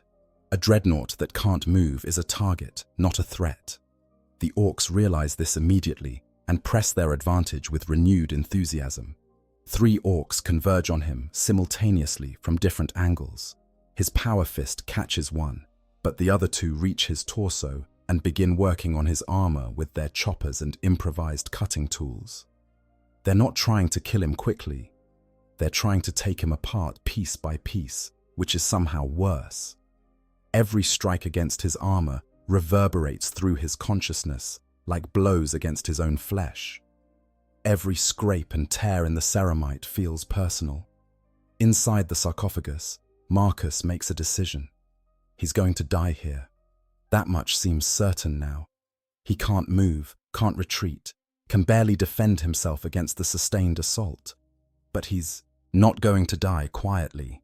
He's not going to give these Xenos the satisfaction of an easy kill. He's going to make them work for every centimeter of armor they take from him. And when they finally breach his sarcophagus, when they finally reach the biological remains that he's become, he's going to make sure the last thing they see is a Space Marine's defiance. His power fist continues to sweep in arcs around him, catching any Ork who ventures within range. His assault cannon arm, though useless as a gun, serves admirably as a club and battering ram. He fights with the desperate energy of a warrior who has nothing left to lose and everything to prove. And for a few minutes, for a brief span that feels both eternal and instantaneous, it seems like he might actually hold them off, like he might survive through sheer refusal to die. Then the reinforcements arrive, and everything gets worse. The sound announces them before they appear. It's a mechanical roar, the distinctive grind of an Ork Def Dread's engines mixed with the enthusiastic bellowing of Orks who know they're about to join a proper fight. The boys that Zagstruck sent for help have returned, and they've brought friends. Big friends. Friends that make even more noise than a normal Ork warband. The Def Dread appears in the doorway, having to turn sideways to squeeze its bulk through the opening. It's smaller than Marcus's Dreadnought, more crudely built, but it's fresh and undamaged and piloted by an Ork who's eager to crump something impressive. Behind it comes a stream of boys carrying heavy weapons, rocket launchers, big shooters, even a couple of looted Imperial heavy bolters that have been improved with additional barrels and random bits of scrap welded to them. Marcus's threat assessment system, ever helpful, provides updated information. Hostile reinforcements detected, threat level upgraded to critical, hostile walker identified as Ork Def Dread, estimated combat capability comparable to damaged. Dreadnought, current tactical situation, untenable, recommended action, surrender or negotiate withdrawal. The machine spirit provides these recommendations knowing full well that Marcus will ignore them. Space Marines don't surrender. Space Marines don't withdraw. Space Marines fight until they win or die. There is no third option. The Def Dread advances into the chamber, its pilot laughing with that distinctive Ork battle joy. "Looky what we got here, boys. A proper scrap. This is gonna be good." The walker is armed with a Scorcher, that cruel Ork flamethrower, on one arm, and a massive power claw on the other. It's fresh, it's undamaged, and it's being piloted by someone who isn't working with 3 centuries of rust and degraded systems. In a straight fight, Marcus knows he's outmatched. But this isn't a straight fight. Straight fights are for parade grounds and training exercises. This is a desperate scramble for survival against overwhelming odds, which means the only rule is, do whatever works. Marcus watches the Def Dread approach, watches the other Orks clearing out of its path, watches them setting up their heavy weapons for firing positions. And he makes one more desperate gambit.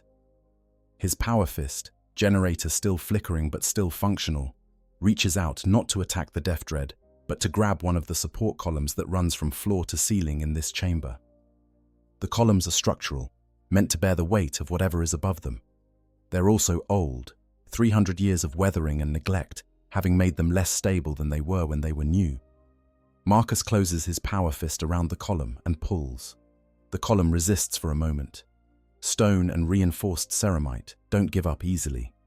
But power fists are designed to tear through tank armor.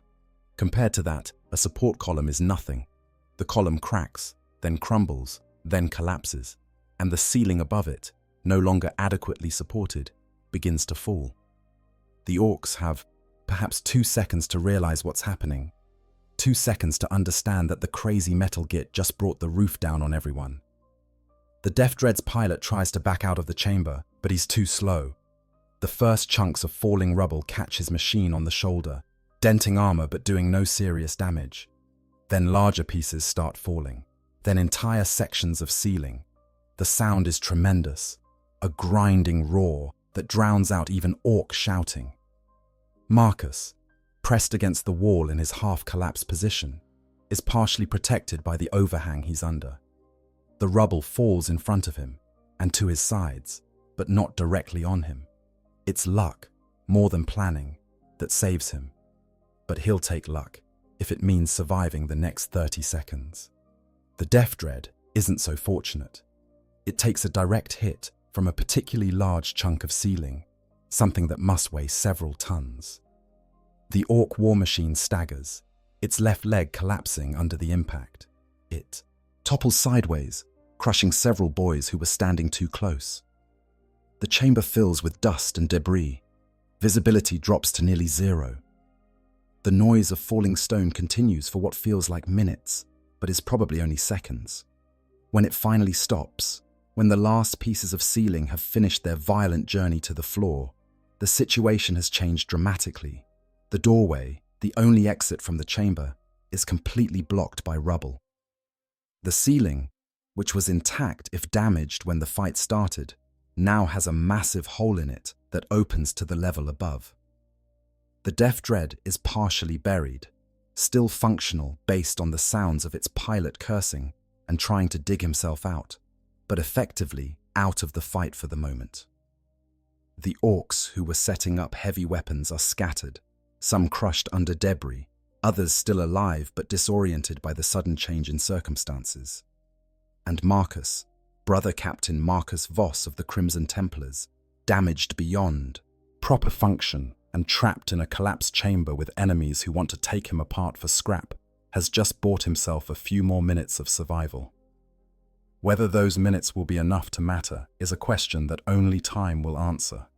But for now, for this moment, he's still fighting, still serving, still refusing to let 3 centuries of sleep end in failure and dishonor. The broader implications. Beyond the immediate violence of this particular encounter, the meeting of Orks and a 300-year-old Dreadnought represents something larger in the context of the Warhammer 40,000 universe. It's a microcosm of the eternal struggle between preservation and entropy, between duty and chaos, between the Imperium's desperate attempt to maintain its technology and the galaxy's seemingly relentless efforts to tear everything down. Consider the Dreadnought itself. This machine represents one of the Imperium's most tragic compromises. Space Marines are supposed to die in battle. That's their purpose. They're created to fight, to serve, and eventually to fall in the Emperor's name. Their deaths are supposed to be glorious, final, complete. But the Imperium can't afford to lose experienced warriors. Every Space Marine represents years of training, decades of combat experience, genetic investment that can't be casually discarded. So when a particularly valuable Marine falls but isn't quite dead, the Imperium makes the choice to trap him in metal forever. The technology that makes this possible is itself ancient, dating back to the Dark Age of technology, or possibly even earlier. The Adeptus Mechanicus can maintain dreadnoughts and even construct new ones following ancient templates, but they don't truly understand the principles that make them work. They can't innovate, can't improve the design, can't address the fundamental problems that make dreadnought service such a torment for the pilots. All they can do is maintain what exists and pray to the machine god that it continues to function. This represents a fundamental characteristic of the Imperium in the 41st millennium. Technological stagnation. The Imperium doesn't advance. It endures. It maintains. It preserves what it has with religious fervor because creating something new is considered dangerous, heretical, potentially an invitation to chaos corruption. 300 years ago, when Marcus Voss was placed in stasis, his dreadnought was already using technology that was ancient. Now, after 3 centuries of disuse, it's still functioning on the same principles, maintained by the same prayers and rituals, understood by nobody but required by everyone. The Orks, by contrast, represent a completely different approach to technology. They don't preserve anything. They don't maintain carefully or follow ancient rituals. They loot, they modify, they rebuild, they experiment. An Ork mechboy looking at a Dreadnought doesn't see a sacred relic to be venerated. He sees parts. Valuable. Parts that could be repurposed into something properly Orky. Something that could be used right now rather than locked away in stasis for centuries. This fundamental difference in approach is one of the things that makes Ork Imperial encounters so interesting. The Imperium is trying desperately to hold on to what it has, to preserve every scrap of functioning technology against the inevitability of entropy. The Orks are accelerating that entropy, taking things apart faster than the Imperium can maintain them, using the pieces to build their own crude but effective weapons. In a strange way, the Orks are more innovative than the Imperium, more willing to experiment and try new things, even if most of those experiments end in catastrophic failure. The encounter in that chamber is playing out on a larger scale across the entire galaxy.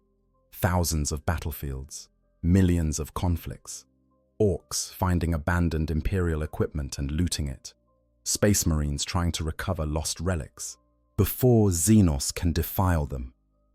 The Mechanicus performing increasingly desperate rituals to maintain machines they no longer truly understand. All of it is symptomatic of an Imperium that's slowly failing, not through sudden conquest, but through gradual degradation. Now consider Marcus's specific situation. He's been asleep for 300 years. When he went into stasis, his chapter was presumably intact, his battle brothers alive, his role in the Imperium's military structure clear. Now, after all this time, he has no idea what's happened to any of that. His chapter might still exist. It might have been destroyed. It might have gone renegade. 3 centuries is a long time in a galaxy where information travels slowly and whole sectors can be cut off from communication for years at a time. If he survives this encounter, if he somehow manages to escape the Orks and the ruined chamber, what then? He's damaged beyond the ability of field repairs to fix. His systems are degraded. His weapons are depleted. He's going to need significant assistance from tech marines who may not exist anymore. He's going to need to find his chapter, assuming they still exist, in a galaxy where the location of any given chapter can change yearly as they respond to different threats. The tragedy is that this situation isn't unique. The Imperium is filled with lost warriors, abandoned equipment, forgotten outposts where loyal servants continue to wait for orders that will never come. The bureaucracy is so vast, so inefficient, so overwhelmed by the scale of the Imperium's needs that individual tragedies like Marcus's become statistical noise. Somewhere in the administratum, there's probably a record that says Dreadnought chassis number whatever was placed in stasis at facility wherever. But whether anyone remembers that record, whether anyone cares to check on it, whether the resources exist to mount a recovery operation, these are different questions with less optimistic answers. From the Ork perspective, this encounter represents something completely different. This is loot. This is the most impressive piece of technology they've found in weeks, maybe months. The fact that it woke up and started killing them doesn't change its fundamental value. If anything, it makes it more valuable, because now they know it works. Dead machines are interesting, but functional machines are prizes worth fighting for. The Orks who survive this encounter, and some will survive because Orks always survive, will tell stories about the fight. They'll exaggerate the danger, naturally, because that makes them look braver for having faced it. They'll describe the Dreadnought as being bigger, more heavily armed, more deadly than it actually was. And future Orks, hearing these stories, will be inspired to go looking for their own ancient war machines to loot. This creates a feedback loop that the Imperium can't effectively counter. Every piece of equipment the Imperium loses becomes potential Ork loot. Every ruin the Imperium abandons becomes an Ork looting ground. The Orks learn from what they find, their mech boys studying captured technology and incorporating what they learn into their own designs. Not systematically, not through formal education, but through instinct and trial and error. The more Imperial technology they capture, the better they become at fighting the Imperium. The better they become at fighting the Imperium, the more Imperial technology they capture. It's a cycle that's been running for 10,000 years, and there's no sign of it stopping. In a larger sense, this encounter represents the fundamental grimdark nature of the Warhammer 40,000 setting. Nothing is safe, nothing is sacred. Everything eventually falls to entropy or conquest or the simple passage of time. Marcus served his chapter faithfully for decades. He was rewarded with internment in a Dreadnought, which is simultaneously an honor and a curse. He was placed in stasis with the promise that he would be awakened when needed. And then he was forgotten, left in a ruined outpost for 3 centuries, until Orks stumbled upon him and woke him with wrenches instead of prayers. Is there hope in this situation? The honest answer is probably not much. The Imperium is too vast to effectively protect all its assets. The Orks are too numerous to be eliminated. The technology is too ancient to be properly maintained. 300 years from now, assuming Marcus even survives the next few hours, he might find himself in a similar situation. Placed in stasis, forgotten, awakened by accident in circumstances that require him to fight for his survival. That's the reality of existence in the 41st millennium. There is only war, and war doesn't end with victories. It just pauses until the next battle begins. But perhaps there's a different kind of hope in the simple fact that Marcus is still fighting. 300 years of sleep haven't broken his spirit. Overwhelming odds haven't made him surrender. Even now, damaged and trapped, he continues to resist with every system he has left. That kind of stubborn refusal to accept defeat, that absolute commitment to duty regardless of circumstance, that's what the Imperium is built on. Not on military superiority, or technological advancement, or brilliant strategy. On the simple unwillingness of individual warriors to stop fighting, even when fighting becomes futile. The Orks, in their own way, embody a similar principle. They don't fight because they have to, or because they're following orders. They fight because fighting is what they are. Take away their weapons, they'll use their fists. Take away their fists, they'll use their teeth. Kill them all, and more will grow from the spores they leave behind. You can't negotiate with that. You can't reason with it. You can only fight it, endlessly, until either you fall or they do. And even then, more will come. This is the galaxy of Warhammer 40,000. This is the endless conflict that defines existence for every faction, every warrior, every soul caught in the grinding mechanism of perpetual war. A Dreadnought that's been asleep for 3 centuries wakes to find Orks trying to loot him. He fights, they fight, some die, some survive, and whether he wins or loses this particular engagement, somewhere else in the galaxy, another warrior is being placed in stasis. Another Ork warband is setting out to find loot.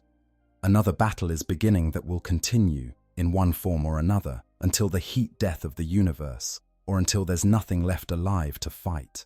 That's the broader implication of this encounter. Not that it's tragic, though it is. Not that it's futile, though it might be. But that it's emblematic. It's representative. It's one small piece of a pattern that repeats across 1,000,000 worlds, that has repeated for 10,000 years, that will continue repeating for as long as humanity and Xenos continue to exist in the same galaxy. In the grim darkness of the far future, there is only war. And this, right here, this is what that war looks like at ground level. A broken warrior and a mob of Xenos fighting over ruins that nobody else remembers, for stakes that only matter to them, in a galaxy that will forget they ever existed.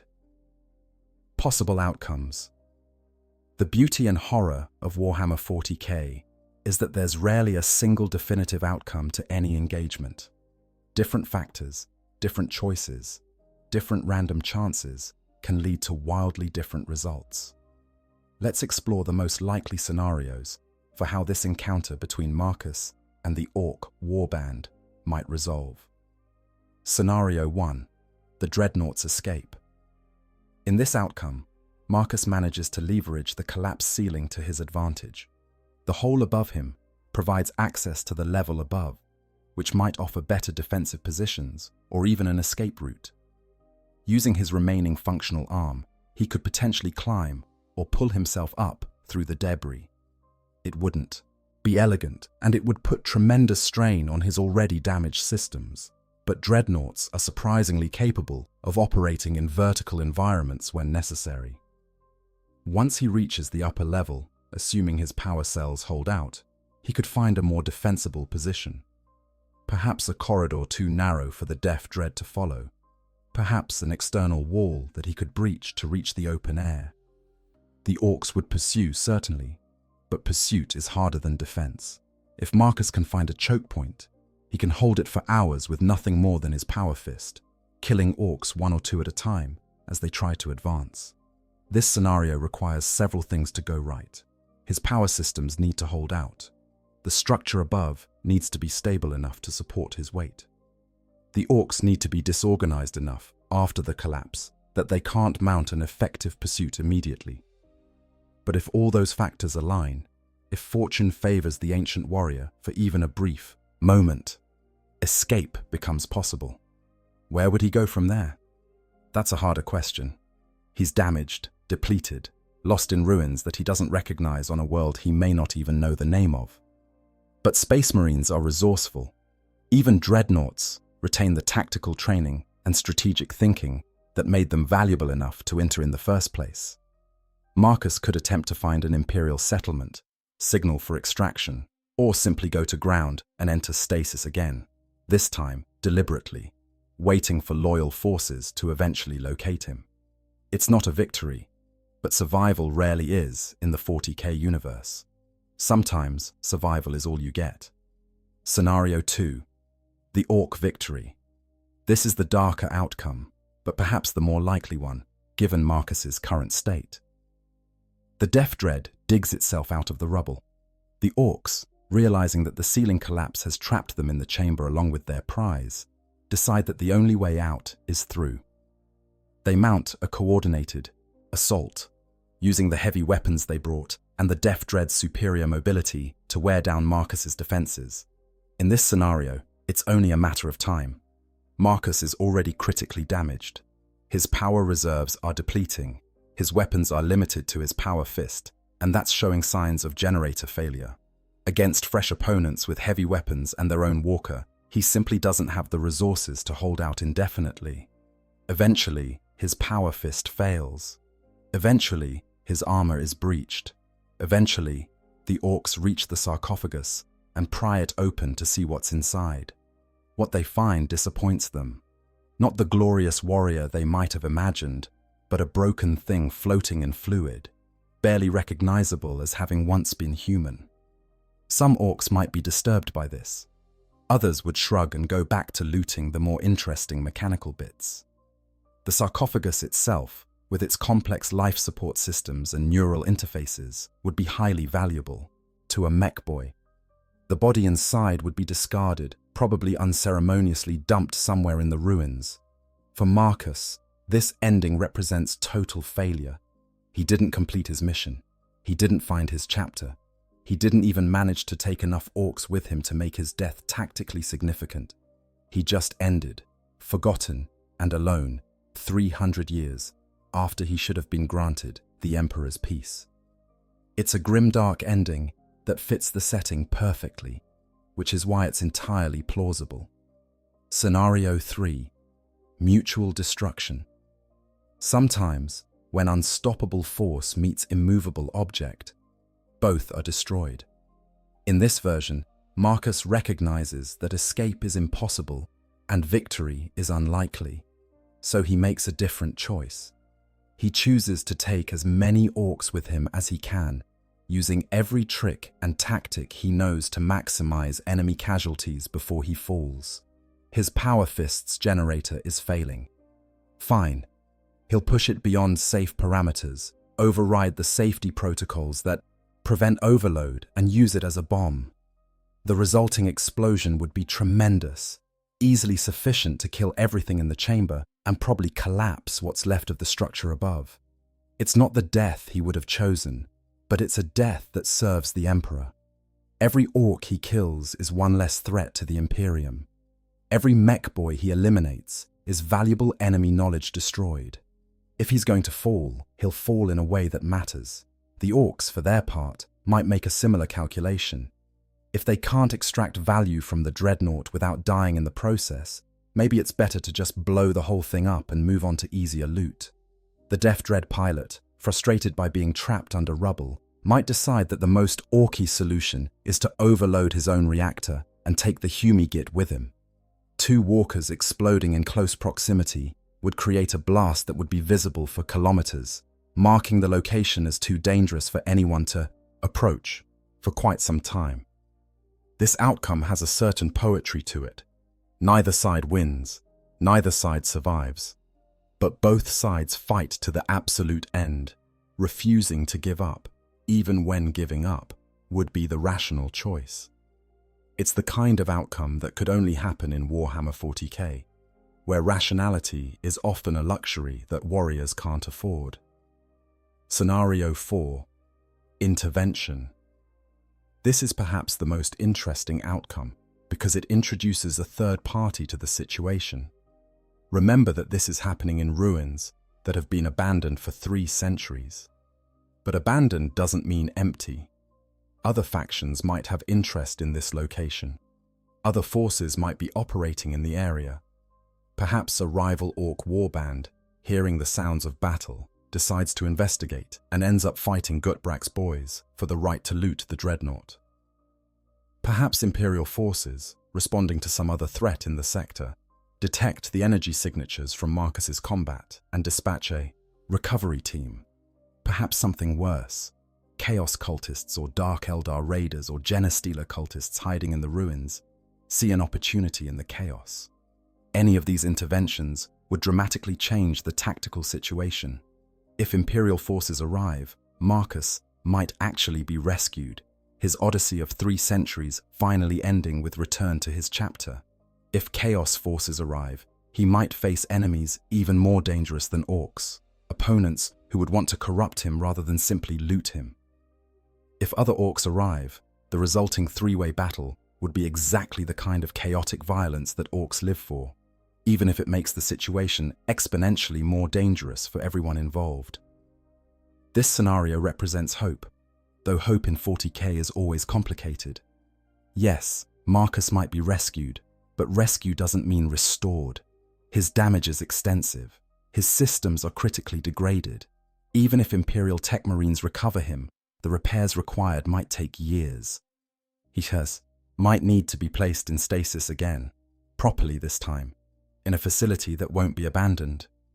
And when he next wakes, it might be to discover that another century has passed, that the universe has moved on without him yet again. Scenario 5. The standoff. Sometimes battles don't end decisively.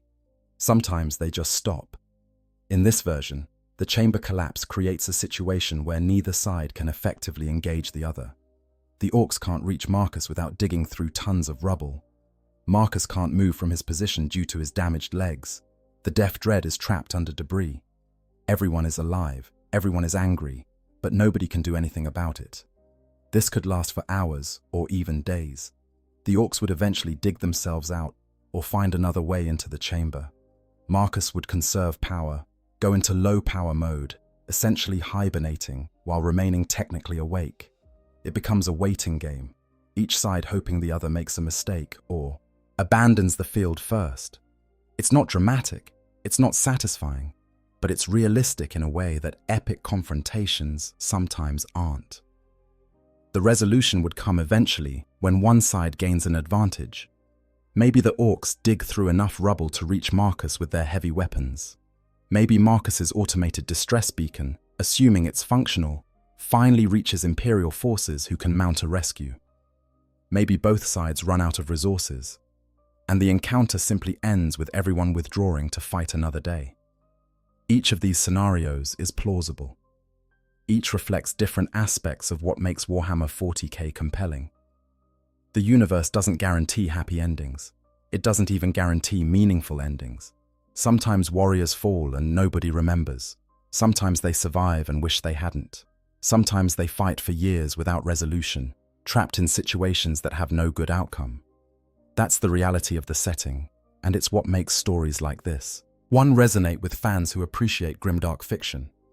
But regardless of which scenario plays out, regardless of whether Marcus survives or falls, whether the Orks get their loot or leave empty-handed, one thing is certain: this encounter will have ripples. The Orks will talk about the fight, their stories spreading through the greenskin networks. Imperial forces, if they learn about it, will update their threat assessments regarding Ork activity in this sector. The ruins themselves will bear the marks of this battle for decades or centuries to come. And somewhere in the vast machinery of the Imperium's bureaucracy, assuming anyone notices, a record will be updated or created or lost, documenting yet another incident in a galaxy where millions of such incidents happen every day. Conclusion. We've journeyed through one of the most fascinating possible scenarios in the Warhammer 40,000 universe.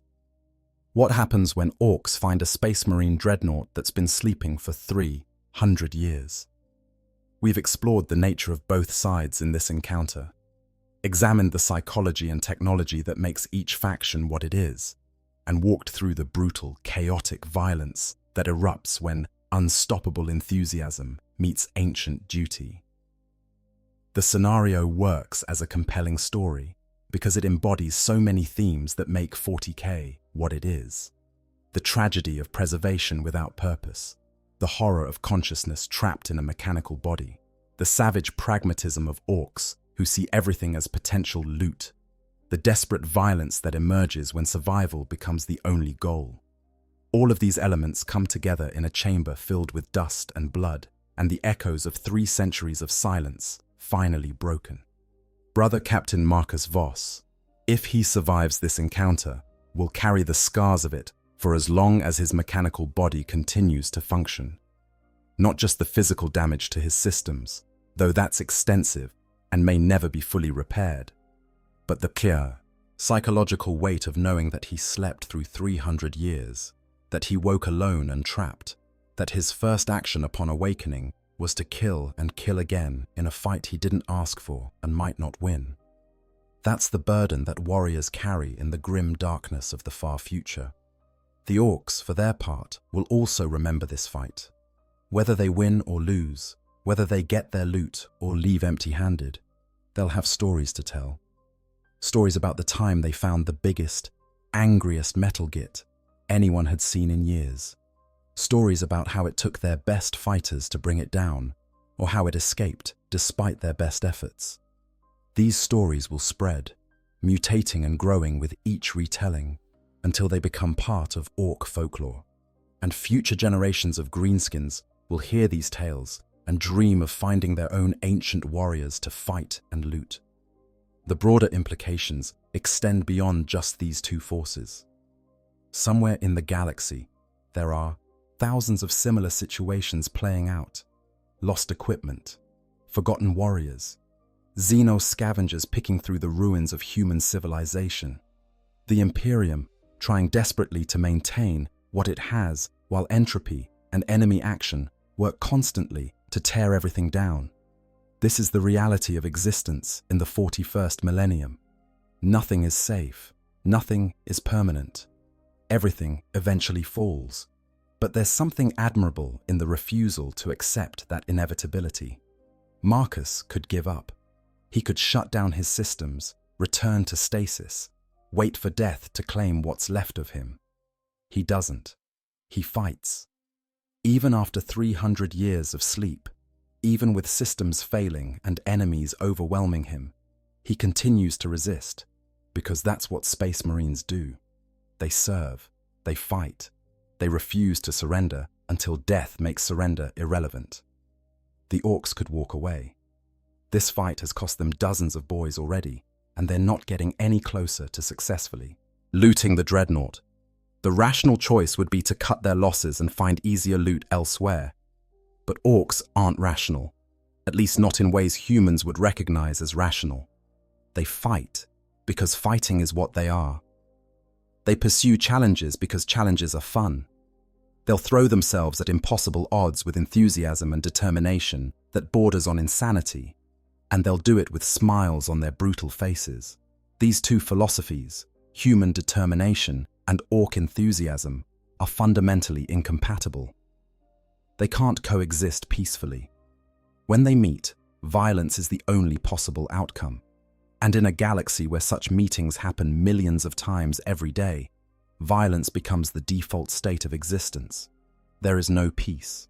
There can be no peace. There is only war, and war defines everything that lives within its shadow. So what happens when Orks find a Dreadnought that's been asleep for 300 years? The answer is exactly what you'd expect in Warhammer 40,000. Violence erupts. Warriors on both sides demonstrate the qualities that make their factions compelling. And regardless of the outcome, the galaxy continues its slow grind towards some distant, terrible future where all debts are paid and all wars are finally ended. If you enjoyed this deep dive into one of the most interesting possible scenarios in Warhammer 40k, if you appreciated the exploration of what it means to be a Dreadnought or an Ork, or simply a warrior trapped in circumstances beyond your control, please consider hitting that like button and subscribing to the channel. We explore the grim darkness of the far future here, examining the stories and scenarios that make this universe so compelling to millions of fans worldwide. Drop a comment below and let me know what other scenarios you'd like to see explored. What other unlikely encounters might occur in a galaxy where war is the only constant? What other stories are waiting to be told in the ruins of human civilization? Thank you for watching. Thank you for supporting the channel. And remember, in the grim darkness of the far future, there is only war. But within that endless war, there are moments of heroism and tragedy and savage joy that make the fighting meaningful to those who do the fighting. Brother Captain Marcus Voss may or may not survive his encounter with the Ork warband, but regardless of outcome, his story matters. Because every warrior's story matters, even when the galaxy forgets them, especially when the galaxy forgets them. Stay vigilant, stay curious, and I'll see you in the next exploration of Warhammer 40,000's fascinating and terrible universe.